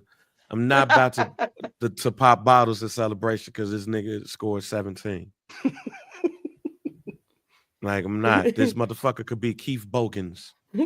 Oh, I don't want to do that to him. Makes sense. P-Dot just said he could be Avery Bradley. Listen, he's the 55th pick in the draft. He could be Michael Redd, who was a low second round pick. Hey, he said, can he be Flip Murray? What's the nigga from the 76ers with the crooked headband? He could be Tony Roten. He could be Buddy. Hey man, he could be Flip Murray. He could be Michael Redd. He could be Avery Bradley. That motherfucker could be Keith Bogans. He is the 55th pick. Like, let's stop popping the bottles. Let's stop doing this shit because this nigga stop doing this shit because this nigga scored 17. And here's the thing. I'll say this real quick. To me, it does us a disservice. It does the media, and it does him a disservice that we popping bottles because this nigga scored 17. You know why, Scott? You said this shit a couple of episodes ago because y'all treating this nigga like the slow kid that they let get some run in the varsity game. They treat him like a Make-A-Wish kid. I really hate when they do that too. I hate when they do that shit, fam. Yeah. Like, I block the shit out that layup. Yeah. Man, I hate when they do that shit because it makes us, to me, it confirms that people don't believe in this nigga. So when he do some good shit, it's like, oh, he's like the bad kid that graduated from high school. You ain't shit, but hey, yo, you graduated. Congratulations. Yeah, it kind of make you damn near default to hating. Where you like, come on, man. Like, that shit wasn't that good. I'm gonna tell you what made me want to default to hating today, nigga. I'm scrolling Twitter. I seen a nigga post a meme that said, "Hey, you heard that Bronny James had the same amount of points Steph Curry had last night?" I'm like, "Yo, we just gonna completely forget the fact that Steph Curry broke his behind? Like, what are we doing?" Right. Like, let's work. Right, let him work. And let's make him consistent. I'm not even gonna read this. He wild. Yeah. Wow. He becomes a consistent NBA player, when it's consistent, then all right, that's cool. Yeah. But niggas out here really think he's gonna be Austin Reeves next season. No. Josh Hart. And maybe he's not gonna be Josh Hart. And like this is the thing. Maybe I'm looking too much into it, but I don't know. He made one hook shot, and it's like they panned to the Lakers bench, and LeBron got up and did this. Nobody on the bench moved, and they saw LeBron get up. Niggas was like, "Oh yeah." I don't want to get cussed out by a big homie. I'm like, like let's make sure this shit is consistent enough so we can celebrate this dude. Don't let him score 17 and then next game, oh nigga, you scored 17, huh? Let me put the clamps on your ass. And then next thing you know. Also, I gotta say this. I saw on and then we're gonna wrap it up with this. I know Mario got to get up out of it. I saw on Gil's Arena. Shout out to Lexi Brown. Lexi's a cool girl. I actually met her. We had a shout out to Lexi. Lexi is friend of HMB Media. So nothing bad against Lexi. I got to meet her last year. She's a cool person. But Lexi said, "What's the difference between Shedeur Sanders and Bronny James?" I'm like, 30 to 40 grand, cocksucker beat it. That's the difference between Shedeur and Bronny James. What are we talking about? Only one of them about to be a giant. Right. Only one of them is getting an interview, but like 30 minutes into the draft. Like that's a difference between them. JJ Redick looked like he was trying to find the right things to say in that press conference. Yeah. That nigga didn't even look up. He's like, well, I think he could be a good shooter. I'm like, Hey, what's that nigga name? What's that nigga name that spent this whole career in the G League, but he got with the Lakers and he like dropped like Oh, yeah, what are you talking about? Andre Duncan or some shit. It was Andre something. I'm gonna look it up right now. That's how y'all treating Bronny, fam. Like, Andre that's Ingram. how y'all treating. Andre Ingram. Yeah, Andre Ingram. Yeah, by the stop way- treating that nigga like Andre Ingram. Stop saying somebody put, oh, he's dominating G League. No, he's not dominating. Let's stop with the dominating part. He's not dominating nothing. All right. He's not doing none of that. So enough. So like I just hope, like I said when he got drafted, I hope there's a plan. But let's be very clear about this. I don't think his key card in El Segundo is gonna work the minute LeBron put up his I love basketball like Kobe did. That's truly what I think. So we'll see, man. But that is all we got for y'all. Yeah, if you go on 2K, Most and inspirational nigga, nigga, most inspirational player, nigga. That's what that nigga. They gonna give him the DeMar Hamlin Award. They gonna give him the DeMar Hamlin Award, nigga. Most inspirational. DeMar Hamlin got that one pick. Niggas act like niggas ain't never intercepted a ball in NFL history. Yeah, before. man. Yeah, that's nasty. That's nasty. But I'm not gonna say that. Go ahead and close us out. Yeah. I ain't gonna say what I want to say. Mari, let them know where they can follow you up, man. Yeah, man. Like I said, on Twitter, I'm never calling it that other thing. Mariano on Twitter at 2Ns2Os. Weather changes, so maybe we could talk. Maybe me and y'all could talk. Instagram at Mariano Bibbins. You know what I'm saying? I'm out here, man. Definitely, man. Y'all know where to follow me at Barbchair Scott on all social media platforms. I'm about to drink a lot of tea for next day because I can't really talk right now. But all right, Dante, you wild. But that's why I didn't say it, bro. We was all thinking it. We really was. You can follow Bang at JR Bang on all social media platforms. Follow Dante at October Zonte on Twitter. Follow H&B Media, H&B Media TV on Twitter, and H&B Media on Instagram. Follow the Barber's Chair at Barber's Chair Co. on all social media platforms. And follow I'm Not Gonna Hold You's new Instagram page and at INGHY Show. Subscribe to the Patreon, patreon.com/Barber's Chair Network. Subscribe to the $10 holler, and you will get 25% off your first order at the Barber's Chair Network shop. That is bcnetshop.com. Hope y'all enjoyed. We thank y'all for joining us. Shout out to the homie Nicholas Moreano for joining us in hour 1. We will holler at y'all on Monday. We up out of here.